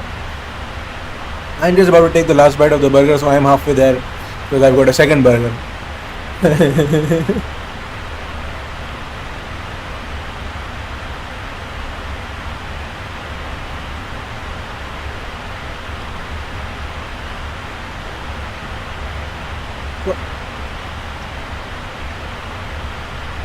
Comment was so good, we had to do it twice, man. Because we were halfway there through lunch at least. I mean, look, we're just trying to be more realistic. Why viewership keep dropping? Because let me explain. Because the stream is quite literally the cockpit of an aircraft where nothing is happening, and there's a guy eating a burger. That's literally the audio is a guy eating a burger, and you better not repeat, mate. Don't worry, I'm not. By the way, to be fair, isn't the 2016 crash more applicable to us because we're in an Emirates 777? May 22nd was the PIA crash in Malir Cant in Karachi, but that was an A320 that crashed in Karachi. We are flying a 777 into Dubai in Emirates colors, and there was I think this applies more to the Emirates 2016 crash, because in 2016 that was first of all an Emirates Boeing 777, and then on top of that was also landing at Dubai. So we could do one of those things, put the thing on TV, Honestly, first of all, let me eat my burger, then I'll see what I can do. I just wanna. Yeah. I'll do that in a bit. Okay, second burger, let's go. Let's see if the second burger is better by any chance.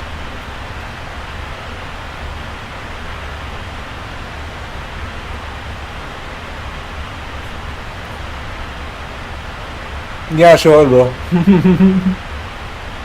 I'm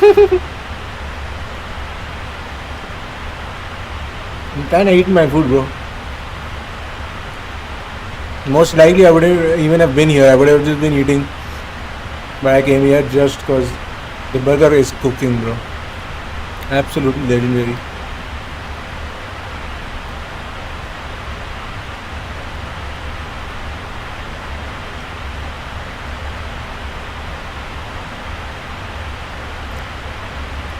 Yeah, kinda. Still less than yesterday, but it's something.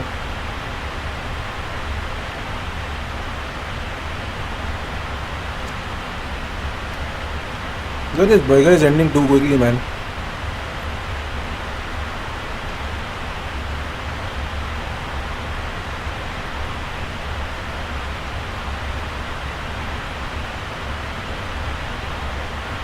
It's better than yesterday because we don't.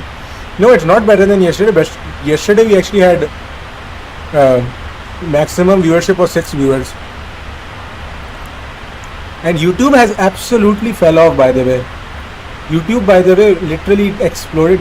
Yesterday YouTube had like constantly 2+ viewers. Right now we've had constantly 0 viewers, and the average view duration yesterday was 6 minutes. Today it's been half a minute, not 3 minutes, half a minute, 30 seconds. When yesterday it was over 6 minutes. Today has been massive follow for YouTube at least. I think SM isn't a new year. Yeah, new. To be fair, yesterday he was a new year. He had never been on any of my streams before or followed me. He just followed me yesterday. Lol.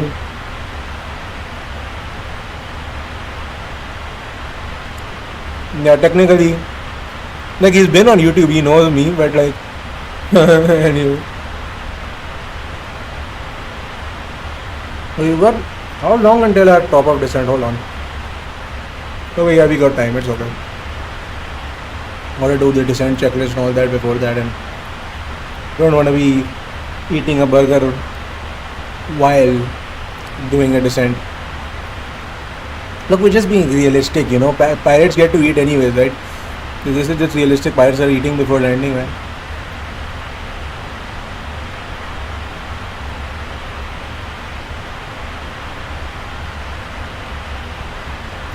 Oh no, bro's gonna get the DC.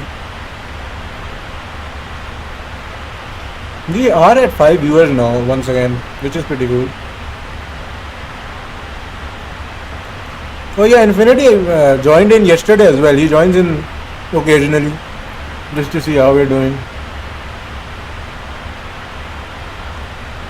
Maybe we should do sometime like a collaborating stream with Infinity. Who knows?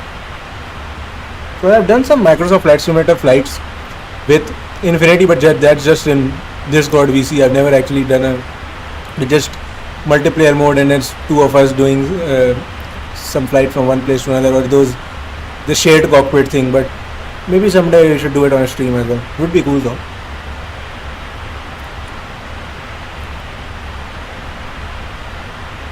Anyways.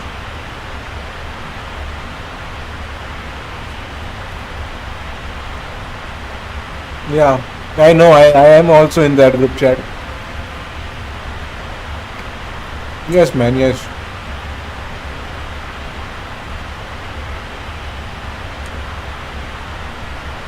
Bro is in Lahore.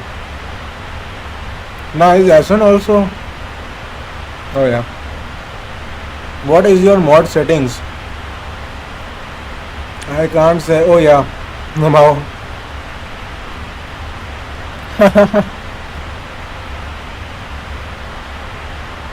Good to know. By the way, Asan, I am eating a burger right now. We've got like Jelly Boy mukbang type of stuff. These guys wanted it, so I'm not talking that as often. So just if. Oh yeah, I know you can't say. We literally were discussing this earlier in the stream. No, you can't actually say that word. I've actually blocked it. Years ago, I actually blocked it, which is super funny because you can say a lot of swear words, but you can't say that. I don't know what I was doing 2 years ago when I was setting all this up, but it is what it is.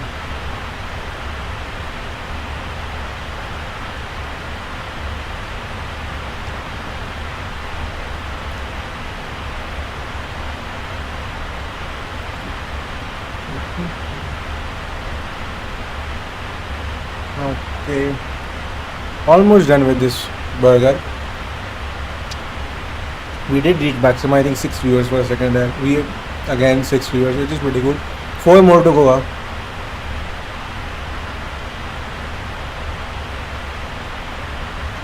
Nah, man.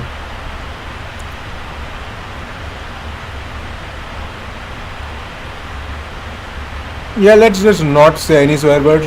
But today chat activity is. Yeah, chat activity is better. I like how everything is happening on Twitch, like YouTube, we all just forgot it.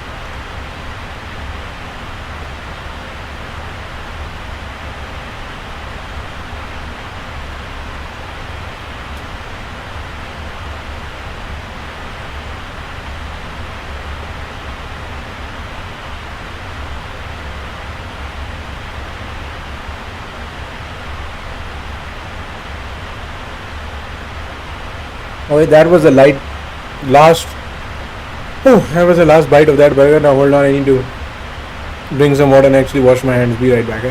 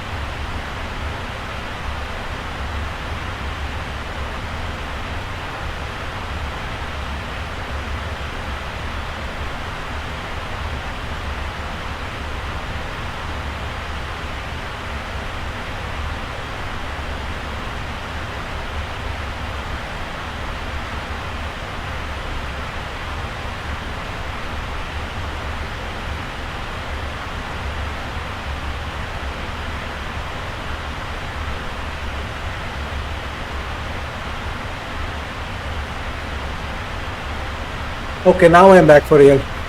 Now we're back and I'm gonna be here. Now we're logging in for landing. Alright, we're not going anywhere after this. Remove the AFK text. We're not getting this back on. We've got descent in 40 miles and I think right after the poorer waypoint which we'll be reaching in right about 3 minutes, and after that how's chat going? Is YouTube live chat all good? Zero concurrent view? Absolutely nothing's happened. Alright. Oops. What's the chat going? NPC. Okay, there's so much. Also some guy killed me in your 2D game. Okay. NPC bot. Okay. Where he go? What is VATSIM collection? VATSIM connection. What I meant. Okay, so here's the thing in VATSIM, because obviously you're talking to ATC, you're talking to other pilots, and you have to maintain, you know, separation, all that stuff. You're not allowed to just leave. I know you're not allowed to leave your VATSIM connection. Like, you're connected to VATSIM and you go away, and let's say for example now there's another aircraft that needs to maintain separation, or ATC wants to talk to you, but now you're not there. So VATSIM code of conduct says that you have to be there at all times, unless there are something like you can leave for 30 minutes and stuff like that. So usually when I have to go out, like for example right now, what I do is usually like disconnect from VATSIM and then reconnect when I'm back. So that lets me, you know, not be some random aircraft that's not responding to calls and etc etc. Now unfortunately, I mean we don't really need to worry about that today, because this airspace is, I've never seen this airspace this silent and empty that I am seeing right now. We had literally nothing. Oh my god, no way. Guys, we actually have the Dubai radar online. I'm not even joking. Guys, we actually have the Dubai radar online. Hold on, I need to. And whole radar, meaning we'll get. Oh damn. Radar. Let's go. Okay, we need to really lock in. Okay, 5 years. This is now we really need to lock in. Yeah. Hold on, I'm not prepared. Hold on. I got it. So, Dubai radar. We've not entered Dubai radar's airspace yet, but we are super close. Like, I'm talking minutes. And OMDB ATIS information is 131.7. It's a damn supervisor who's doing it. Okay, 131.7. All right, we'll go reset MCP altitude. Yes, we're gonna start bringing it down at 131.7. Let's listen to this. On to the frequency. 131.7? I don't know. Who's online? Air traffic control at Dubai is online. Dubai radar entire center is online, so that's super cool. We're gonna get ATC all the way for, and OMDB ATIS information is 131.7. So what we're going to do is we're going to do 131.7,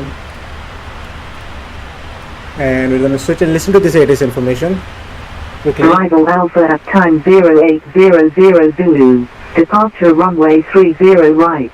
Arrival runway 30 left. Okay, 30 left. Surface when 250 at 8. When variable between 220 and 290. Visual CAV OK. Temperature 38. Dew point 2.19. QNH altimeter 1006. HPA. Advise aircraft type on first contact, during pushback, and taxi. Sport assigned transponder code. Arrival sport assigned transponder code until on stand. Enhance wake turbulence separation in force. Advise ATC prior to entering runway if additional wake turbulence separation is required. Minimum runway occupancy required. Caution possible glide slope flux. Advise ATC copied Alpha. Advise on initial contact. You have information. Alpha. What's our QNH, man? I need to. Dubai radar just contacted me. I need to. International Airport departure and arrival Alpha at time 0800 Zulu. Departure runway 30 right. Arrival runway 30 left. Surface when 250 at 8. When variable between 220 and 290. Visual CAV OK. Temperature 38. Dew point 2.19. QNH altimeter 1006. 1006, Roger. Advise aircraft type on first contact, during pushback and taxi.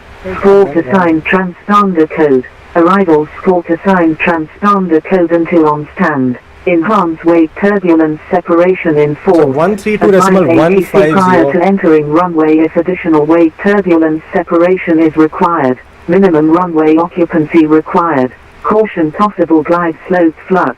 Advise ATC copied Alpha. Advise on initial contact. You have information. Alpha. 132.150 is what we need to be on. We are already descending and we are going to be crossing 35,000 when I'm going to just call him. 132.150 is what we're on. 132.150. We're going to get a squawk code as well, by the way, most probably. Passing 35,000. Dubai radar Emirates 613 passing 34,500. Emirates 613, hello, UAE radar, squawk 1720. Squawk 1720, Emirates 613.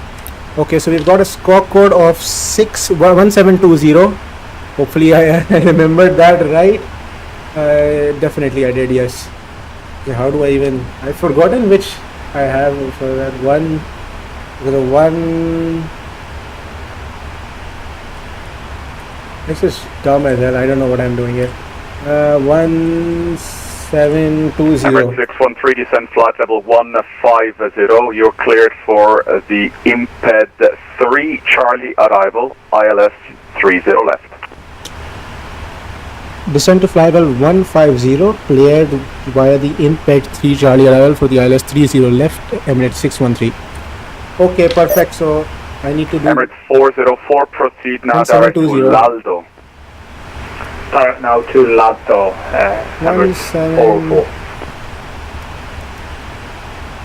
Okay, so 1720. 803, when Set ready, 150. descend flight level 200, level by 12 We've got altitude to 15,000 feet. 200 to level by 12, next sorry, Okay, that's the Emirates people. 613, proceed direct Imped, Proceed direct Imped, Emirates 613. Okay, so he's given us... and expect straight in. What?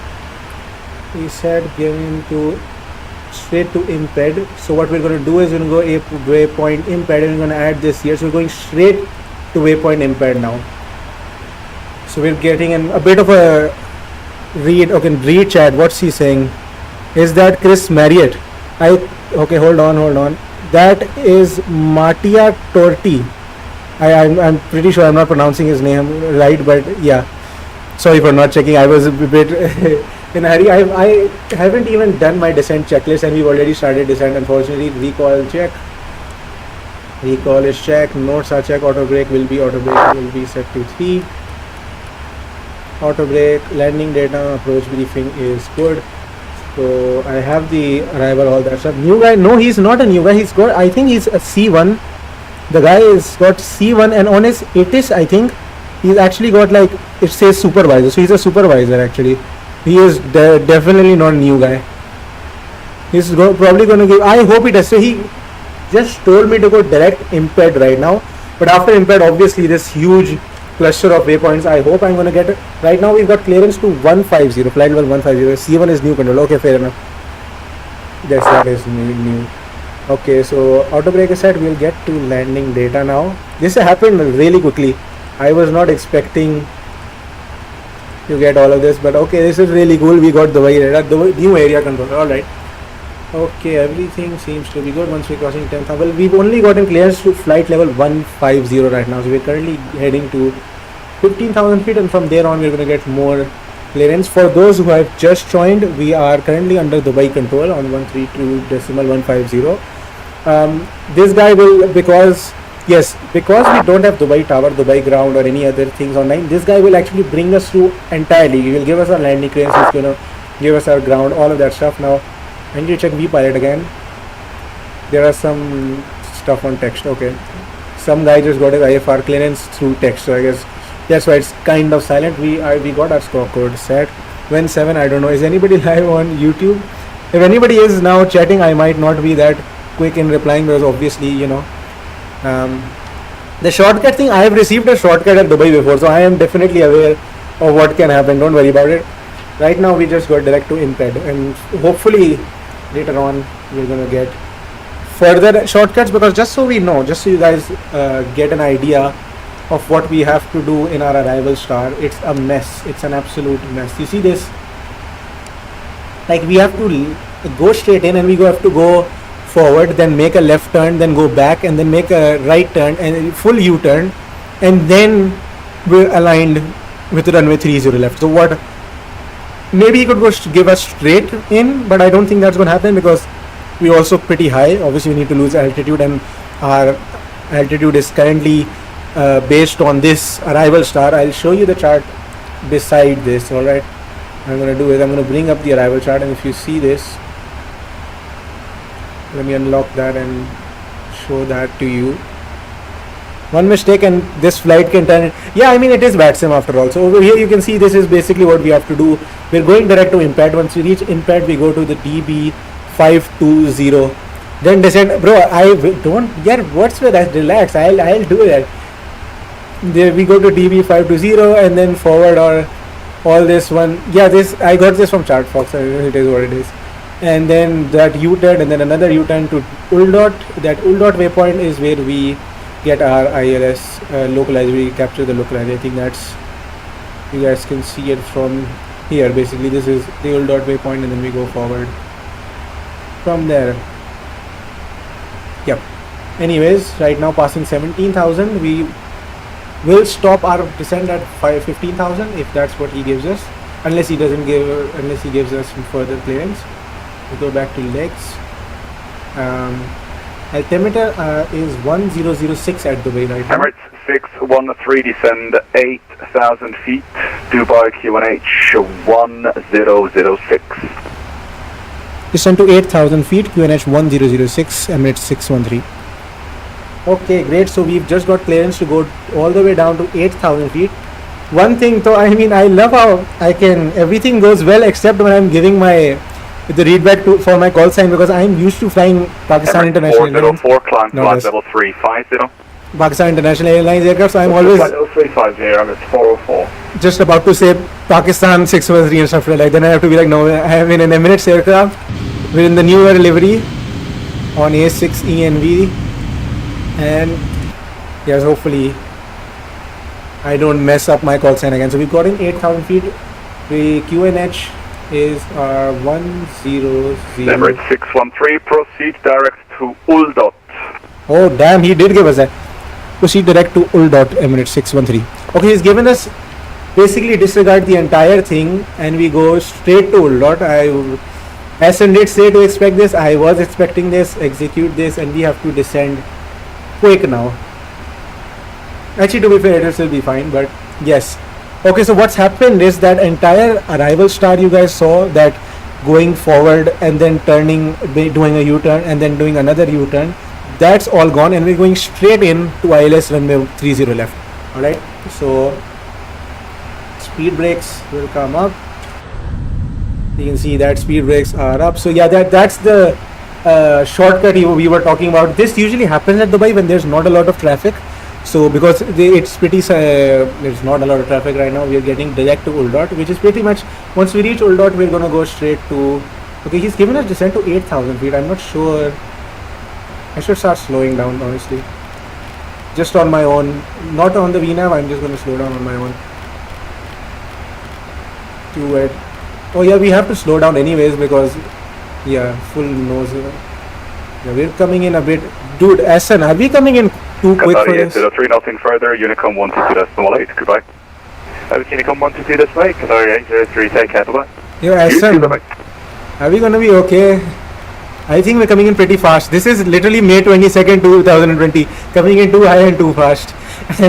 I know Ender said we shouldn't do that, but okay, maybe we might just do that. Because our approach was speeds and everything was calculated based on, you know, not this. We'll just go down to our speed. This is really slow now. We'll go to our flaps up speed. Guys, these emotes are great, but I'm having a little bit of a problem. Hopefully we can manage this. We are coming in bit fast. We are coming in high. We are coming Emirates 613, descend at 4,000 feet. Descend to 4,000 feet, Emirates 613. Alright, we've got it all the way down to 4,000 feet. Basically, old dot is where you... So we've got clearance all the way to our ILS 300. We got our clearance already, but now we're going to 4,000 feet. Now we need to reach 4,000 feet quick. And I mean, we need to reach it damn quick. Alright, so let's go. We've crossed 10,000 right now. We'll turn on landing lights, turn on runway turn off left, runway turn off right, taxi lights on. And old dot is right there. It's about a bit over 20 miles. I think we're going to manage it. We're going to manage it pretty fine. We're slightly high, but actually that's fine. That's all fine. We've actually done a really good job getting into this old dot. The air traffic controller helped us a lot in this as well. But pretty nice to get some arrival air traffic control. Said we dropped to 4 unfortunately, and YouTube never went above 0. YouTube does not care entirely. But anyways, okay, so we've done a really good job. Okay, we're doing super epic today, and we've had our speed rails up for a very long time. Emirates 404, nothing further, switch to Unicom, goodbye. Over the Unicom, thanks for coming on, and have a nice day. So now we should keep this up. And to you, goodbye. QNH we have set 1006, sorry, 1006 is our QNH. So we're gonna go here and we're gonna make sure our approach checklist, the Emirates altimeter. 613, descent to 2,000 feet from Old Dot, cleared for the ILS runway 30 left, report established. Descent to 2,000 feet, cleared for the ILS 30 left, will report when established, Emirates 613.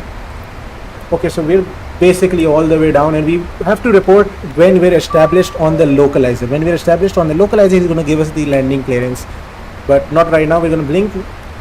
Should we blink flaps 1? Can we see the airport right now? It's up ahead, 20 miles to Old Dot, and then Old Dot is like a couple miles ahead. It's somewhere over there. Now, just to confirm, landing lights, all lights are done. The only checklist, electronic checklist left is the landing checklist. We talked. There's been nice communication with air traffic control. ATC has been really cool. Everything's been going perfect right now. We're gonna bring flaps to 1 now. Normally, I do a really high speed arrival, but because we're already having a pretty, you could say stressful, more than normal stressful approach, we're just gonna do it safer and slow down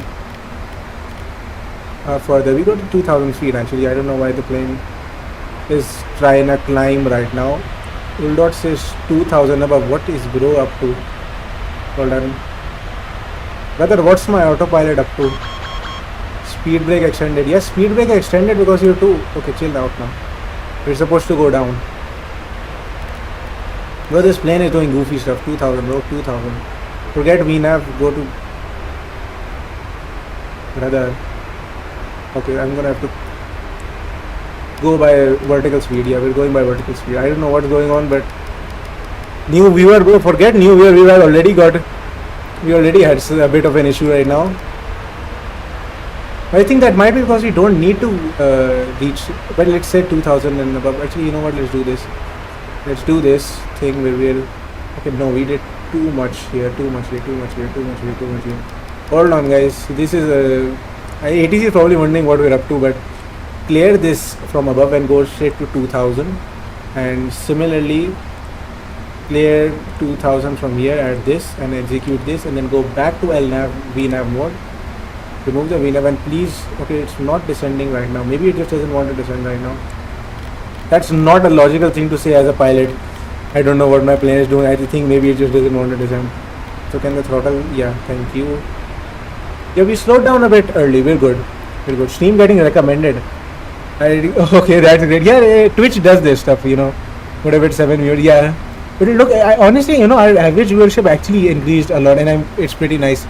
Keep talking. I'm almost. Oh my god. Okay, still. If you want to listen more, I mean, once we get our landing clearance, you can, I guess, do it to the air traffic controller as well. I will report when I'm established, when I have reached Old Dot. He said 2,000 feet. 2,000 we have to be at Old Dot. So we're descending pretty nice. Okay, everything's good. Alright. Once we reach, like, okay, runway should be... Wait, hold on. Let's go outside. Can we see the runway? If this thing just lagged for a second, do not lag on me right now, man. Also, and not only that, I just realized once we land, we have to go through the airport charts. When I say airport charts, I mean... Okay, dude, slow down. Perhaps 5. When I say that, I mean this. if you just take a look at this, you're going to realize that we've got a seriously messed up. This is the ground charts for Dubai ground, and further in, this is where we're going to vacate on, I think, Kilo 6 somewhere, and then he's going to give us taxi clearance. It's going to be a bit difficult to follow through all of that. So yeah, we're going to have to work on that right now. Then again, just making sure that YouTube is good, Twitch is good. Now reduce speed down to 176 knots. I'll go back and check the initialization reference, and we'll realize, okay, so 141 knots is what we need. Full dot is 5 nautical miles. Do I click approach? I'm not going to click approach. I'm going to tell him. Dubai Center, hello, Emirates 9 Whiskey, request radio check. Yeah, Emirates 9 Whiskey, UAE radar, hello, readability 5. Thank you so much. Information Bravo on board, type 777-300ER, done about Alpha 4 to Dubai. Request IFR clearance, please, to London Gatwick. Emirates 9 Whiskey, you are cleared to Gatwick by the read up 2 Foxtrot departure, climb and maintain. Okay, those are the runways. Walking 6240. Runways are, you can see the runways from over there, that's 30 left. Read up 2 Foxtrot departures, initial climb 4,000 feet, score 6240. Emirates 9 Whiskey, read back correct. We're going to turn off approach. I don't want to end up getting to 30 left, even though we have 30 right, 30 left there. So once we reach Ul Dot, then we're going to UAE radar will be right back. UAE radar will be right back. Okay, please just be back before I'm reaching. Okay, so we're slow, we're good. Maximum speed we should be at Ul Dot, I think, this is a bit small. It's a bit difficult to read. It is what it is. We are slower than the required speed. I know that for a fact. So nothing to worry about. What we do need to, you know what I'm going to do? I know you guys are chatting. I'm just going to ignore you guys, because I need to go and I need to check Dubai ground charts on my laptop, because I'm going to need it beside me at all times, because of the fact that this is an insane airport. All right, this is just a bit difficult of an airport to be around. So I'm going to bring those charts up when I need to, but right now we're just going to, okay, so we're reaching 2000. And it's going to turn right, then that's when hopefully please come back, man. I hope the UAE radar comes back, because I am about to 30 left. I don't know if you guys can see, those are the runway, that's the runway we're turning right now. And we're going to click on approach. And we are now established on the localizer. Now the problem you might have realized is that UAE radar is not online. Well, he is online, but he just said he'll be right back. So I don't know if should I be worried? All stations, UAE radar is back. Okay, perfect timing. Emirates 613 is established on the localizer, and we'll get our landing clearance, I think. Emirates 613, Roger. Continue approach. I've got an unidentified aircraft taxiing around in the airport. I call you back. You can continue for the moment. Winds are 280 at 9er. Roger. Okay, so what's happened is they're saying there's an unidentified aircraft at the airport that's taxiing around here and there, so they can't give me landing clearance already. Emirates 613, clear the aircraft now. Winds 280 at 9er, 30 left. Clear to land, vacate left, Kilo 8 or Kilo 9er. Oh damn, he's given us a, okay.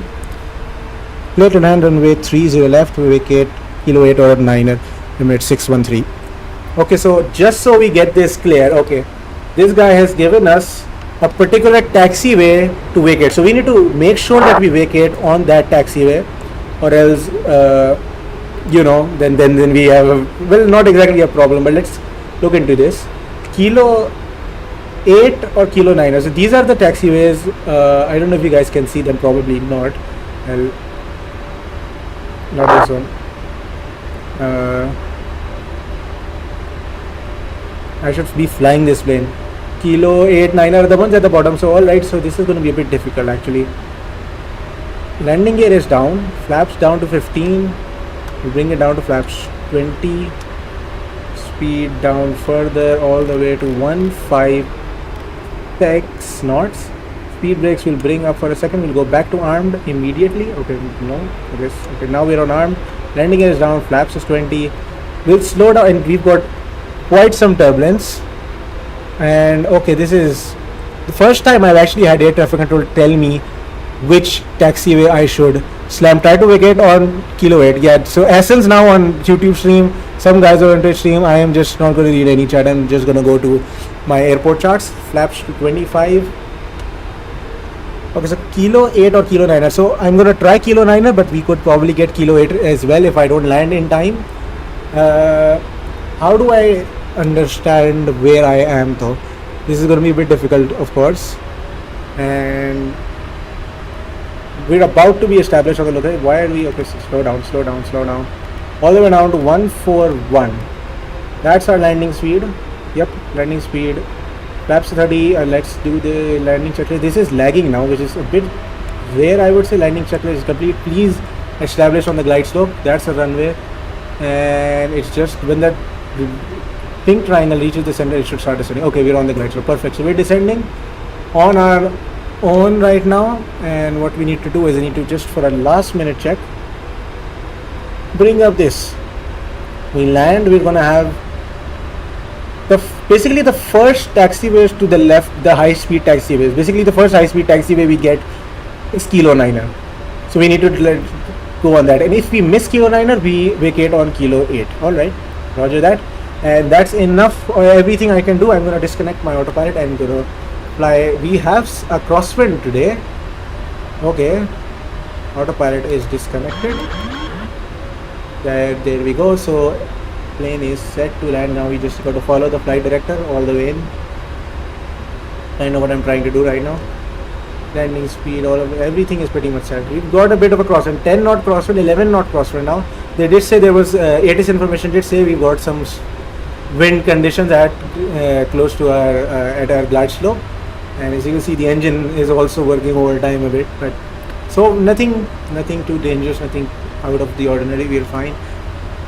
Once we land, just gotta make sure we vacate on the earliest possible high speed taxiway. That's Kilo 9, and if we miss that, we go to Kilo 8. If you miss that, then I don't know. I'm gonna try not to do that. I don't know which gate he's gonna give. I think somewhere in Foxtrot gates, but yeah, 30 left.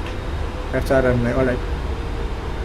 I don't know what the chat is doing because I've got my airport charts on the laptop right now, which is where I was reading my stream chat, but you know, we're not off course. Actually, it's more about the fact that we have a bit of a crosswind and it's changing a bit. So hey, we could do that Emirates crash again, but hopefully not. Hopefully not. No unidentified. There is an A380. Is that part of the just the scenery, or is it an actual aircraft? I don't know. Let's switching to visual now, and there are some. I think that the aircraft on the gates, I think, might be part of the scenery that's not that active right now. And these A380s standing here are also pretty sure, I think. Okay. Kilo 9er, that's what we got to look for. 300 minimums. I don't know minimum. I forgot to check the minimums actually. But yeah, continuing approach. We have got to stabilize the approach. That's okay. Okay. Bit low, but all fine. Crosswind has reduced. Should be 50 over there. Okay. 50, 40, 30, 20, 10. Okay, good landing. Auto brake air on, and we're going to start reverse thrust. Is that an aircraft? I don't know. Okay, so high speed taxi is where we have to get off. And we're going to go full manual braking and bring the reverse thrust off now. This is Kilo 9er. Okay. This is Kilo 9er. That's where we got to get off. Speed brake back to off and vacating on Kilo 9er.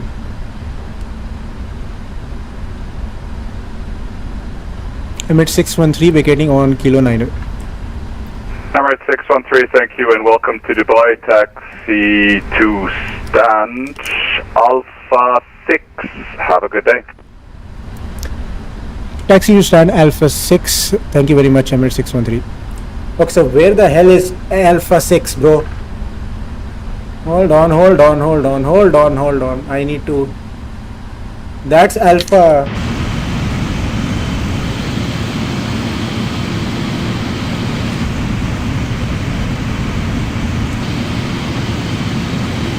I need to find Alpha 6. This is A5 and this... Oh, it's right here. Oh, he's given us basically... right here. So we're going to start bringing the flaps up and start bringing the APU on. Weather radar will be switched off before the guy could die over there. Terrain over there switched off. Traffic over there switched off. And this is A6, so we're just basically, this has got to be the shortest taxi. I did all that ground charts, all that stuff just to be told that to stop here. Okay, so one more thing, we can't actually turn off our engines immediately because our APU won't be started in time for us to actually do this. So hold on, actually, we don't need to be that quick. All this flight directors off, landing lights off, runway turn off, strobe lights, all these lights off. And now we don't have a visual document system, we have nothing basically. But damn, that was a pretty reasonable landing. Okay, the Boeing 777 have, okay, so we actually have some markers. That third marker is where we have to kind of reach. I'm pretty sure that's where we have to reach, right?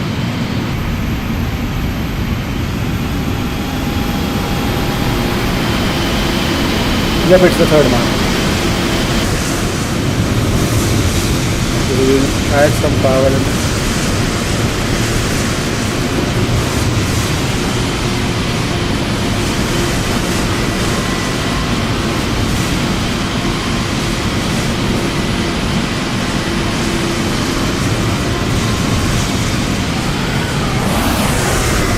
Quite some aircraft over here actually. So we're now finally at the gate. Now I'm going to check the stats page to make sure how to break off, and I'm going to make sure that my APU is actually fully on. Yes, APU is on, so we can actually turn, we can set the parking brakes first actually. I don't know if we can. Yes, now right, parking brake set. We are on Alpha 6. I'm just going to check my Twitch stream, by the way. Everything good. Dubs, and that's 4 hours. We have we crossed 4 hours already? Oh yeah, we just crossed 4 hours right on the gate. Okay, that's pretty cool. I like, okay, so if we missed and went to Kilo 8, we wouldn't even get this gate, I think, or maybe we would have to make a U-turn or something. This goes back down, flaps are up, just making sure before we switch off the hydraulics we don't have anything like that. Going on, engine 2, engine 1, both are switched off. We got some aircraft over here, actually. I think that might be taking off. You can hear there. That voice outside is their aircraft. We are basically done, and go back here. We're gonna go here and set these back. We've turned off the weather radar and terrain radars on both traffic.